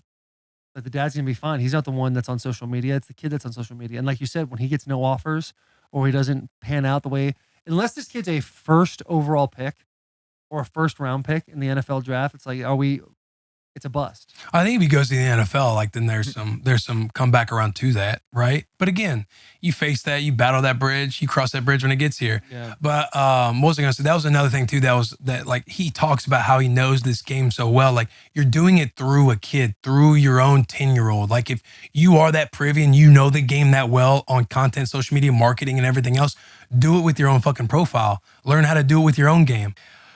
We interrupt this episode to bring you Black Tux, not to get all adult on you, but it's time we had the talk. You know, the one about the 3-letter word that ends in X, and you'll probably experience a few times in your life. Let me back up. The one about the 3-letter word that ends in X. I'm talking about tux, not the other word. And when you need a tux, the best place to go and get one is the Black Tux. The Black Tux makes it super easy to get an on-trend, top quality, guaranteed to fit tux without ever leaving your house. Here's how it works. You take the Black Tux fit quiz, pick the style you want to rock, and boom, your tux is delivered to your door 10 days before the day you need it. That's plenty of time to try it on and make sure it wears well on you, fits well, snug, comfy.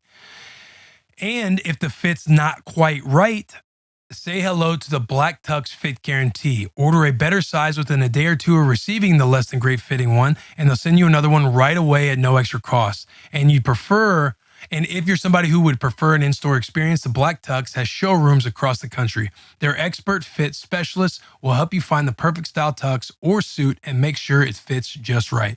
Rent or buy, the Black Tux is the best place to go when you need a tuxedo for a wedding or a special night. Our boy JP Hove back there, he used Black Tux a couple weddings ago or a couple weeks ago, and I think you are again this weekend at another wedding you're in.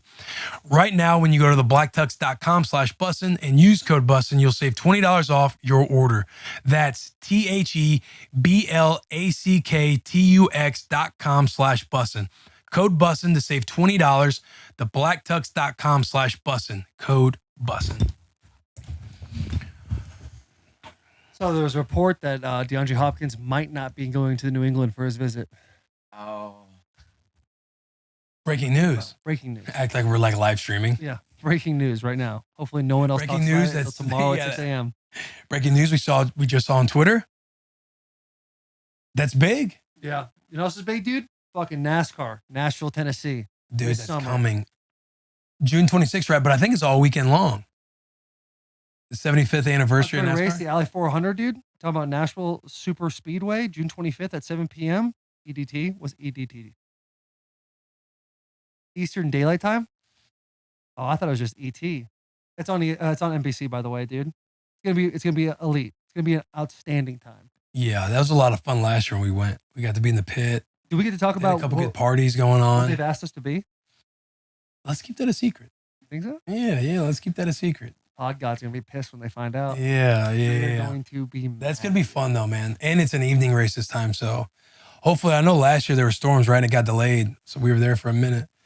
But that'll be fun, man. The storms got me a little nervous about Beer Olympics yesterday with the wind and stuff like that. Mm-hmm. Hopefully it's a perfect day. Yeah, have to play the curve. We could what about the garage? Did you talk to wifey about that? We can do the garage. We can absolutely do the garage. If it needs to happen, it's going to happen. Right. Because there's got to be a pivot. You can't just be out there throwing balls into the wind, man. Man cave, we have to. We'll figure it out, dude. There will be a way to get this. Right, to get that thing in. But yeah, man. NASCAR's going to be sick. We might as well talk about NASCAR while we're here. The upcoming race, the Alley 400, Nashville Speedway, Super Speedway, June 25th, like Taylor said, at 7 p.m. Eastern on NBC. Parker McCollum is going to be doing a pre-race concert, guitars and fast cars under the lights in Music City. Don't say it. Don't say it. I know. No, I just saw it there. Yeah. But I will tell you, dude, the new Barstool Bar in Nashville will be open to race fans all weekend. So you can come hang out with Barstool Town from 7 to 9 p.m. on Friday, 6/23, and Saturday, June 23rd. Yep, from 6 to 9 p.m. on June 24th. And the thing, too, with the Barstool Bar opening up that weekend, we're going to be there June 23rd. Yeah, June 23rd. Yeah. The bus is going to be there as well. The bus is going to be, we just got confirmation that we got a permit. The bus will be out front of the Barstool Bar on Friday, June 23rd. The boys will be there from, like it says, 7 to 9. Also on NASCAR, too, it's in 2023. It is the 75th anniversary of NASCAR. Coming up, NASCAR's first ever street race, Chicago Street Race, July 2nd at 5:30 p.m. Eastern. But they will be in Nashville on the 25th at 7 p.m. Eastern on NBC. Dude, I can't wait to go to NASCAR. I haven't been there since I was like 10 years old. Dude, feeling the vibrations of the cars. Get you going like that? I've never been in the pit before either. I'm excited to experience all that. I heard it's a rowdy time. Man, and the best part about the pit? Boobies? Paul Swan's going to be there. Paul Swan's going to be there. Smoke show of a human being. Great looking cat. Yeah? But he embraces you with fucking massive energy. Of all the good looking dudes we know, where would you put him? Where would you rank him? Ooh, that's a good question. You know some handsome people. 3? He's top 3. That would need to be a tier talk. Most handsome dudes? Yeah. He's top 3 on people that we know or have been on the bus. You got Riley Green, he's up there. Who else? Mark, yeah. Mark from Midland. Yeah, and then you got Paul Swan. He's a stud, though. He's an awesome dude. And then I'm laughing about the video you made last year, JP, where you were like, what were you doing? You were like walking, you were like going with the race. Oh, yeah. Yeah, right. I set my phone up and I just put like NASCAR sound under and I just ran across the screen real fast. Hey, don't forget tonight, as you guys are listening right now, Push Up Tuesday. Yeah. JP. 8 p.m. CDT. J Hovey 34. J Hovey 34. We'll be going live. We will be going live. Where should we start? Should we hit shout out no free shout out of the week or pet peeve of the week? Let's hit pet peeve of the week. I have one yes or no question for you guys that everybody needs to go around and answer. I was polling people all weekend. Taylor, you can answer first. Do you pee in the pool? Yes. Yes. Garrett? No. Don't lie, Mitch. I swear to God, I've never peed in a pool. Shut the fuck up, Never? Mitch. Don't say never. Just don't say that. Say 99% of the I have time. not peed in a pool. I bet you did when you were young. Okay. Maybe when I was a Well, baby. you can't say never. Okay, I do not consciously piss in the pool. Okay. Jack? If we're ever in the pool together and you guys see me swim away, If you have the opportunity to like piss in like a bush or something, you should. But sometimes it happens. I didn't like that answer. But sometimes it happens. I think the answer is just yes. Yeah, I pee in the pool almost every time I go to the pool. Yeah, I pee in the pool But the minute you get in the every pool, you're like, time. I gotta hurry because I gotta pee. Exactly. I'll tell you what's weird though is like peeing in the pool when your torso's in the pool is fine, but if somebody stood up and just pissed in the pool, you'd be like, hey, what the Yeah, I fuck mean, are that's you a doing? felony. But it's the same thing. Yeah, it is. It's the same shit, right? Yeah. But That's a good anyway. point. That's a good point. Yeah, I don't know about the whole. Flying for Do not pee in the pool. There are some people that are strong about that. I I was in remember my pool for 3 hours yesterday. Didn't get out once. I did to get the ball a couple times. Yeah, but Yeah, no, I did not pee. you peed. No, yeah, I did not get out to pee. Yeah. Correct. Correct. I do. I pee in the pool. I remember one time people were really tripping me because I tweeted that I peed in the cold tub or the hot tub. In the facility? Yeah. Hot tub can be different. Hot tub can be different because it can get smelly. And it's close quarters. Like you're sitting in the hot tub in one place for like 20 minutes. Dude, have you ever peed in the cold tub after a hard practice and you kind of look down and you can kind of see like the yellow? Yeah, the yellow, and then you So just kind of dehydrated, yeah. like mess with the water. Move the hips a little bit. get it move out of all there. away. Yeah. But this is the same dude that eats ribs with a fork. That happened one time. No. That happened one time. No. That happened one time. My hands. So you guys don't pee in hot tubs? No. Sounds like a lot of boys in the back don't know how to handle their meat. Couple guys. Jack, do you pee in the hot tub? I mean, Yes. 50-50 maybe. I don't know. I feel like when you're in a hot tub though, you're not in there for an extended amount of time, like 15, 20 minutes maybe. But you know how it is when you hit the hot water. As soon as those toes hit the hot water. It almost, I feel like in cold water it would make more sense. Think about it, every time you get in a hot shower. Yeah, I pee in the Dude, shower. you know the whole prank too. When You someone's pee. sleeping, you put their hand in a warm bowl of water. Not a cold bowl of water. That'll wake their ass up. You know what I'm saying? The heat makes you want to pee. Yeah, no. I get what you're before saying. I've gotten in the hot tub, and then I get in the hot tub and I pee again. I think the close quarters makes it a little weirder. And the cold tub, that's criminal. That's criminal.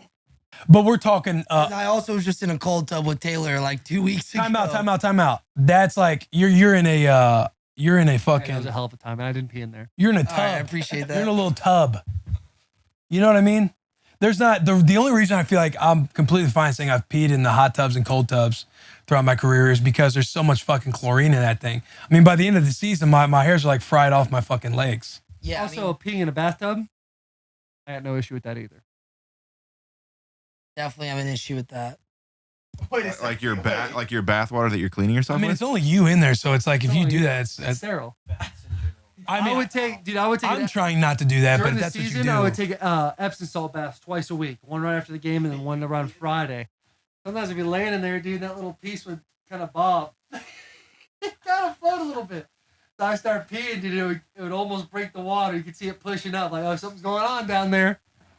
But yeah, I pee in the hot tub, in the tub, in all of them. All of them. Little tubs though, like those troughs when you know the boys are getting in and out. I'll stay out of that. Big facilities, I pee in that. Dude, you know it's a bit of a rush. Dad, You feel like you're being sneaky, peeing it. taking a dump in a lake. Aqua dump. Yeah. Dropping an aqua dump out there. Say whether you're a party cove or you're just out. You're just out I've in the never lake. done that, but I also haven't been around a whole lot of lakes in my life. I mean, I'm just saying, I've pinched a few off out there in the lakes before. Really? Yeah. Do you at least have kinda the fun. It's courtesy kinda to like comfortable. take like a 50-yard swim away? Or are you like, Yeah, I mean, I'm not trying to shit where I'm hanging out. Floating too. That should be so And funny. Dude. floaters. That would be so funny. What's funny is you just feel like your swim trunk's just down around your knees. Borderline drowning. Yeah. Are you trying to float, or you kind of find some ground, like shallow enough? I've done both. I've done both. But I'll just Hey, say it's an aqua dump. So it's fun. It's a fun experience. Shorzy. Episode 1. Did you saw it? I have. Big plot line. Episode 1 of Shorzy season 1. At Peeve? Pet peeve of the week. Oh yeah. Back to pet peeve of the week. I'm ready. I'll go. Go ahead. My pet peeve of the week is going to go back to traffic, dude. When you are at a light and the crossing traffic, the left and right, and you're going north and south, they're going east and west, and there's nowhere to go. It's backed up traffic, and cars choose to go into the median area when they know they can't move, and then the light turns red, and then your light turns green. There's nowhere to go. That is my pet peeve of the week. Like, just if you don't have the room to go, it's okay to miss the light, but you're fucking up everybody else. And that shit pisses me off. I almost caught one today, but instead I caught somebody running a red light instead. Just fucking crazy. So that is my pet peeve of the week. That's a good one. Thanks, Bob. What do you guys got? I guess I should go. Yeah. My pet peeve of the week is coffee cup leakage. When you have that to-go coffee cup and the cap's on top, and it's usually the foamy type cup. It's like foam mixed with plastic type deal. Yeah, styrofoam or cardboard. Oh, fuck, I don't know. But when you get the lid on top and you're taking a sip and the coffee finds some leakage somewhere in the rim, no matter what, because it's got that paperish rim, that pisses me off. Number one, it happened over the weekend. Some coffee cup leakage. My white shirt that I was going to do for family photos. Yeah. Had to retire it. But I just feel like that always happens with those paper cups. That's what it fucking is, paper cups. When you got the paper cups with the lid, dude, I'm telling you, it never holds. It never fucking holds. And we got to do something about that. Need more plastic. But my pet peeve of the week is coffee cup leakage. G? My pet peeve of the week is when I'm driving and I see someone in a nice car smoking a cigarette with the windows up. What are you doing? Oh, that pisses you off. Yeah, I mean, let me drive that nice car. You can smoke a cigarette in my car out there. Or crack the window. Or just don't smoke a cigarette in your car in general. My pet peeve is when I see someone hotboxing their leather interior with a cigarette. I have to disagree. It's his pet peeve. That gets his fucking blood going, dude. That gets your blood going, brother? What if somebody was doing that in your new car outside? Well, that's different if they're doing it in your car. If it's my vehicle. Right. And leather seats don't really hold the smoke like And that. that's not a pet peeve. That's you cross the line. Seats, now you're running into a whole different issue. Right, but it wouldn't piss you off to see someone with a cigarette They're doing it in their car. I'm just thinking, nah, you're icky. Yeah, like you got to crack the window. Just like, hey, that's more for you than it's for anybody else. But do your thing, boss. Kills me. I'm sorry you went through that. Mitch, what do you got, big dog? Put some enthusiasm in your voice. My pet peeve of the week this week is something that happens to me and I just feel so dumb Mitch looks jacked. after it. Isn't It's he? when you're going to say something and like something that like happens and then it's like your time to talk again and you forget what you're going to say. You literally just feel like the biggest idiot. And like playing football, like, is this CTE coming on? Like, what's going on in my head right now? Like, am I just dumb? But You're saying your pet peeve is when you forget what you're saying. no, when you're going to like say something and like somebody else says something real quick and then it's your turn to talk again and you forget what you're going to say and you're just like, well, now I just look like an idiot because now I'm just sitting here not saying anything. Dude. Frustrations with yourself that pisses me off. That negative self-talk immediately just hits you. Yeah. You a fucking idiot, man. What are you doing? Are bonita fish big? Wait, go ahead.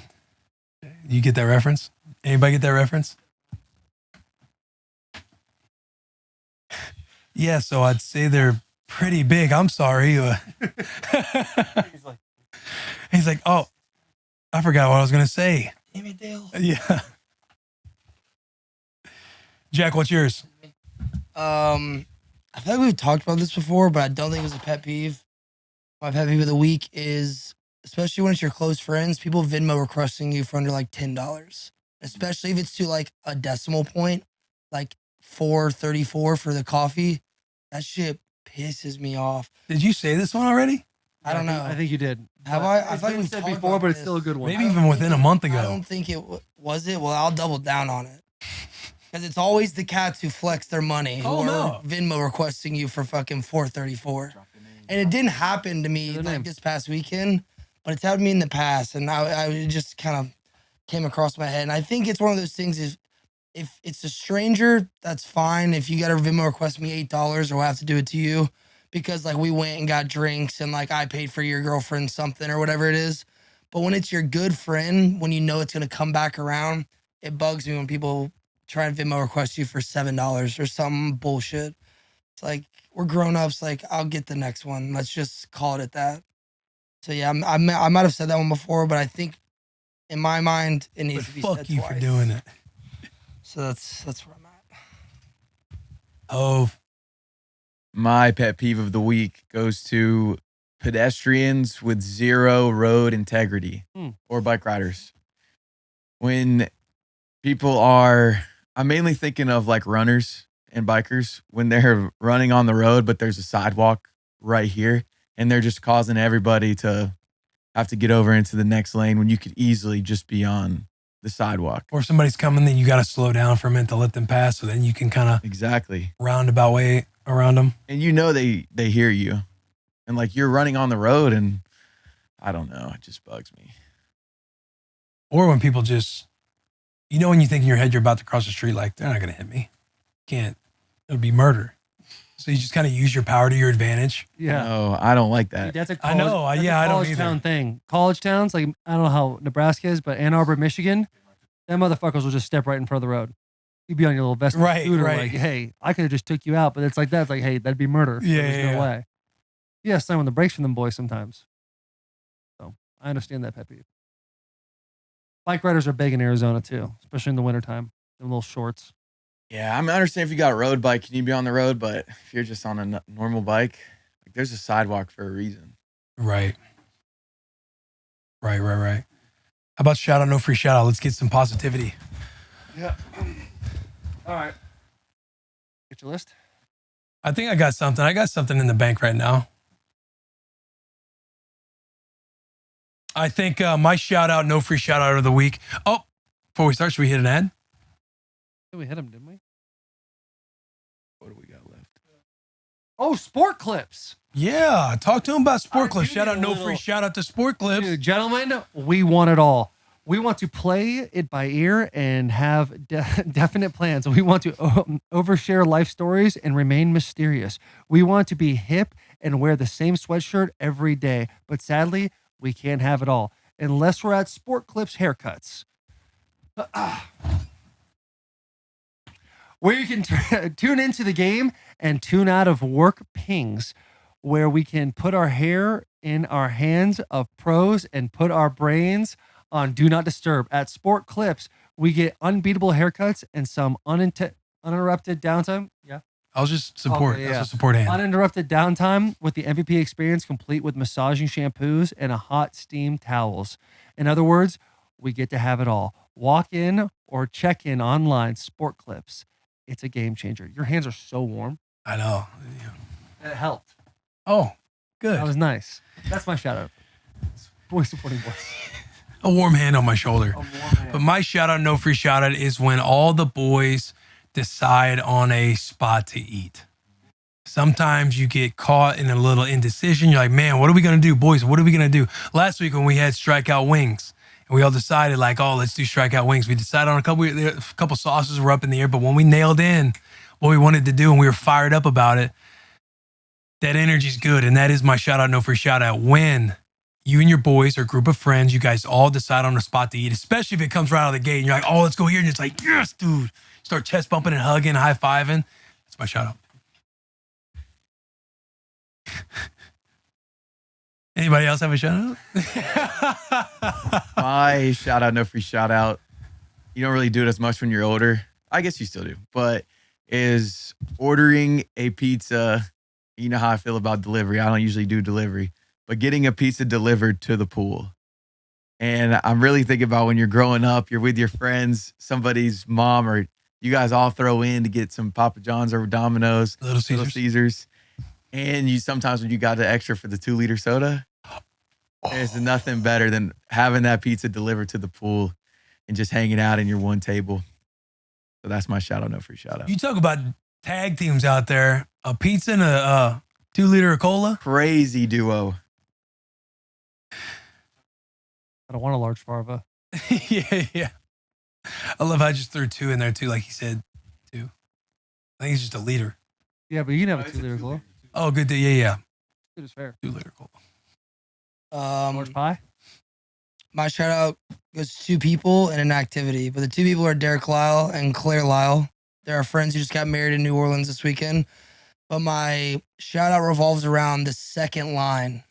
And if you've ever been to a New Orleans wedding, I just had my first one, the second line after the initial party for the reception.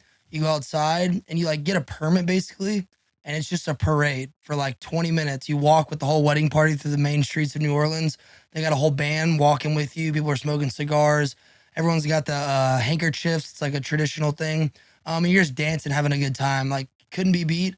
And they also do it when you die. So for the birth of your marriage and then the death of yourself. And it's a beautiful thing. Like, everyone couldn't be like happier about it. You're hugging, you're kissing. It's fun. So shout out to the second line, but more importantly, shout out to Derek and Claire Lyle for their beautiful marriage and an awesome wedding weekend. 50-50 shot, boys. Good luck. Doing a big curveball with that death part, too. Well, my grandfather had a second line. I forgot about it, and I told my mom about the second line. She's like, you remember Papa Bear was his name? We called him, and I was like, no. And she showed me all these photos, and I'm like having, a time because I'm a little kid when it happened, but everyone's crying. But it's a beautiful thing, I think, a way to celebrate someone's life. Yeah. Just want to go back for a second. You called your grandpa Papa Bear? Yeah. Mama Bear and Papa Bear. That is cool. I like that a lot. Have you had conversations with Charo about what you're going to be called as a grandfather? Grandpa. Boys. Yeah, Grandpa. I guess I do have a shout out. My shout out is going to go to, well, it just kind of came to the dome real quick. Go off top. We drove to New Orleans, a group of us. I was wondering. And I just want to shout out to when the person that decides to drive does the whole trip. You make a couple pit stops, you offer like, hey, let me get in there. Like, I'm feeling pretty antsy in the shotgun seat. But shout out to let that him know, person. like, hey, whenever you want to lean on me, go ahead. Whatever. I kind of was like asking a lot because I wanted something to do. Yeah. But yeah, shout out to the person that makes the long haul driving us 7+ hours. That's a good off top shout out. That is a good shout out. My shout out, no free shout out this week goes to a good book. I just started a book last week. It's actually a book that my pup-up gave me and recommended me. What's that? What's Pop-Up? Pup-up is my grandfather. Oh, dude. Nice. My mom and Pup-up. They watch the show every single day. Do they watch the show? Yes. Hell yes. So. Who was it? Who was at South Carolina? My aunt. Your aunt. Aunt Beth. It's a Wasn't family your affair. grandmother? What? Wasn't your grandmother there or something? No, she just has white hair. Whoops. All right, go ahead. But yeah, so I went when I was home for when we had our week off. I visited my grandparents and I was just talking about books and stuff, and he recommended this book. It's called Orphan X. It sounds dope, and so I'm only like 100 pages into it, but it's really good so far. So when you find that good book where you're like, okay, I can't wait to like read it again, or you can't put it down. It's like a cool little feeling because it's not like you're watching a show. You're like actually reading and kind of like more sophisticated than watching a show, I think. So my shout out for shout out goes to a good book. Are you a guy that when you read a Do you book? think you're better than us?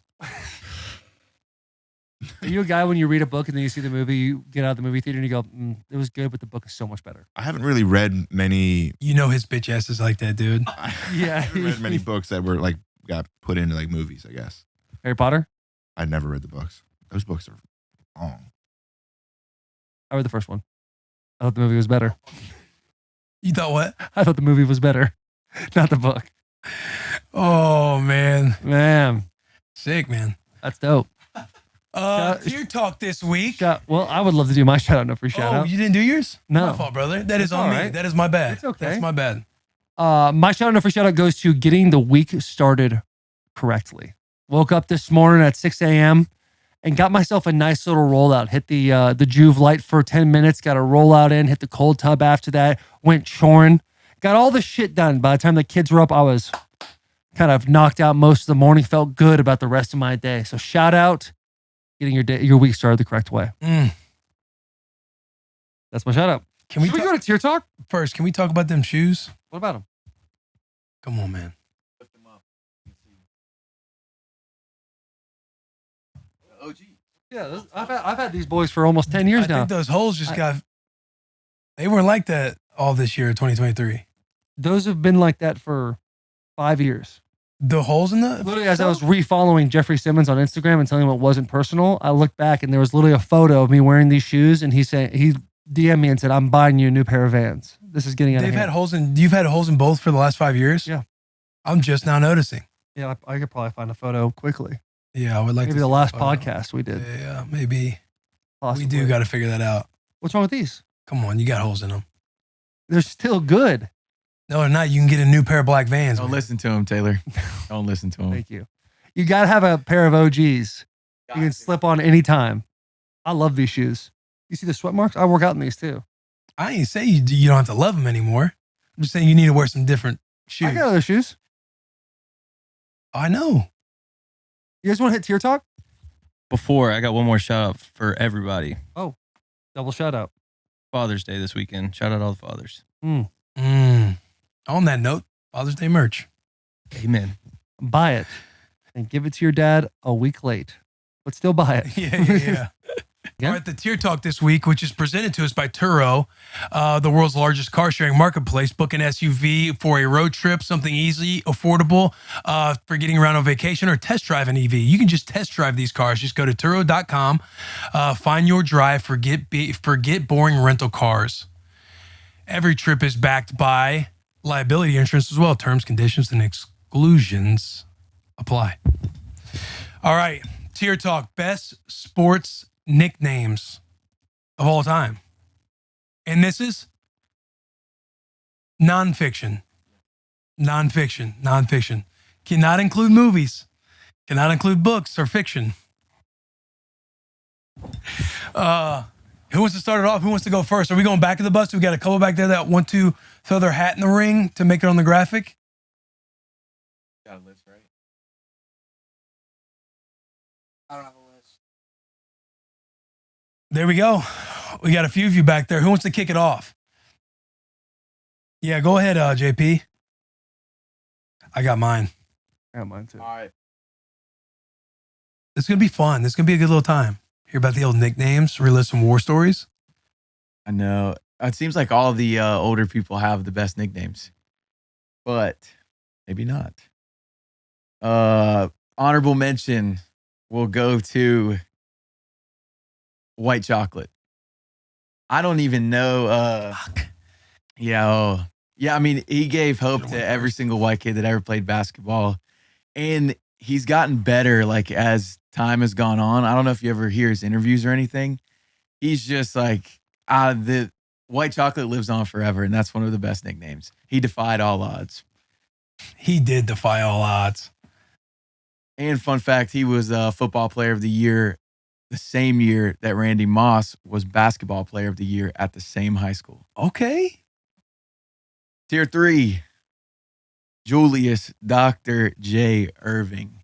I think that anytime you throw in the doctor label into a nickname, and with how smooth he played, you know, the iconic rock the baby dunk, it's like you're a doctor out there. You're just clinical on the court. Saving people's lives. Saving people's lives and taking people's lives.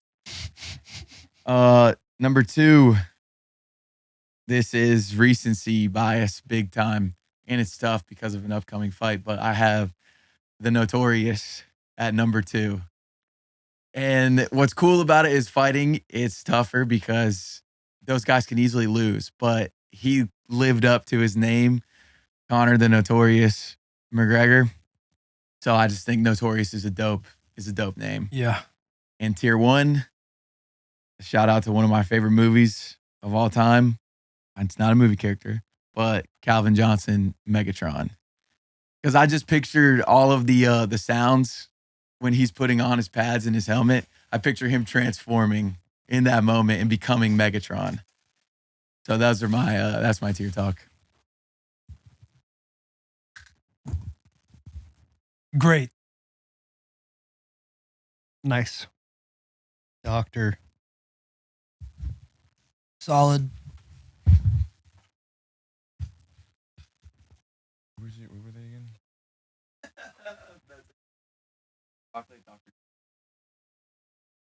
Tough. You mean go? No, I think I'm going to jump in and go. I'm going to jump in here and go before any gets caught. My honorable mention is going to also be White Chocolate. I was bummed when you said that. I was like, fuck, I thought I might be the only one. That's what made me think immediately, like, I got to chime in here and get in this. I have a White Chocolate jersey hanging in my closet that was gifted to me by Bashad Breeland from when we were on Washington. Yes. Nothing like when a brother gives you a White Chocolate jersey, it's like getting an invite to the cookout. Nothing better than being referred to as white chocolate in your craft. My tier 3, the hick from French Lick, Larry Bird. My tier 2, love this one. Cum Bucket, Jonathan Kuminga. Jonathan Kuminga is a small forward for the Golden State Warriors. And this one doesn't have any backstory. The fans just gifted this guy this god-tier nickname as soon as he was drafted. If you have a nickname Cum Bucket, incredible. That is my tier 2. Love that name. My tier 1 is straight paying homage. Walter Payton Sweetness. That is my tier 1, Walter Payton. I wanted to be Walter Payton when I was young. But White. That's my that's my favorite nickname. I loved watching Walter Payton, all of his highlights. My dad was obsessed with the 86 Bears. So he'd always talk to me about Walter Payton, how he would run that hill until he threw up, just all the stuff, all the Walter Payton stories. So my tier 1 sports nickname of all time, Sweetness, Walter Payton. That concludes my tier talk. Enthusiastic. Old school. Unifying. Horny. Throwbacks. All right, I'll go. My honorable mention is going to go to someone who is extremely controversial, and that is Shoeless Joe Jackson, getting his name when he had blisters on his feet, so he took his shoes off at bat when he went play for the White Sox. Now, this man should be in the Hall of Fame of the MLB, however, is not, because he was paid $20,000 to throw a game in the World Series, forever being banished to the MLB. But I think Shoeless Joe Jackson is a cool fucking name, so I mess with it. Also, the 8 other teammates, they're now called the Black Sox. My tier 3 is going to go to Wayne Gretzky, the Great One. I think you get a name like the Great One, it just seems like I recently watched Pokemon with my daughter in the second movie, and Ash was like the one. And there was all this mythology of these 3 legendary Pokemon. He was the one. I was like, man, it'd be so sick to be like the chosen one. But Wayne Gretzky is the Great One. My tier 2 is going to be a salute to Kobe Bryant, the Black Mamba. What a fucking badass nickname. Is there anything else to say? Dude, that is... First off, snakes are the scariest thing in the world to me. They got no arms, but they move swiftly. And the Black Mamba, all the intensity of everything he did, the 2 a.m. workouts, all that stuff. Everybody loves Kobe Bryant. And my tier 1 goes to Dale Earnhardt Jr.'s dad, the Intimidator. Dude, if you are in a sport and your nickname is the Intimidator, I don't think there's a whole lot more badass than that. So a tip of the cap to Dale Earnhardt, RIP. That is my tier talk. Legends. Pioneers. Tough. Great. Studs. Sick. All right. My tier talk for nicknames. My honorable mention is going to go to Johnny Football. That's a good one. My tier 3 is going to go to the King, Derrick Henry. Tier 2 is going to go to the Freak, Javon Curse. And tier 1 is going to go to Air McNair, Steve McNair. Homer. Tennessee. Titans.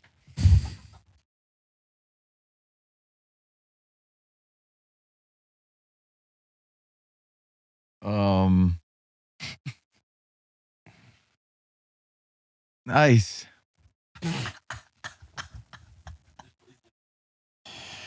Oh, sick. Is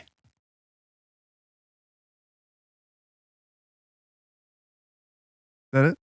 Oh yeah. I forgot. You already went to it. My honorable mention. This is more of a newer one. The legend was born 2018 on the run to the Super Bowl. Big Dick Nick Foles. I think that's just hilarious. Number 3, also an Eagles guy, Shady McCoy, LaShawn McCoy. I just think that's kind of a cool little nickname. And then my tier 2, the Sheriff. Please don't be from Philly. Like, get off the tip. Go ahead.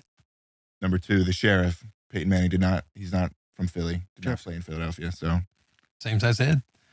Yeah, that is true. That is very true. And my tier 1, one of the smoothest swings in baseball of all time, the kid, Ken Griffey Jr. My tier top.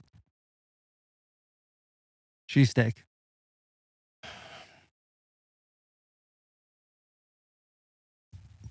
Big. Top heavy. Dreams.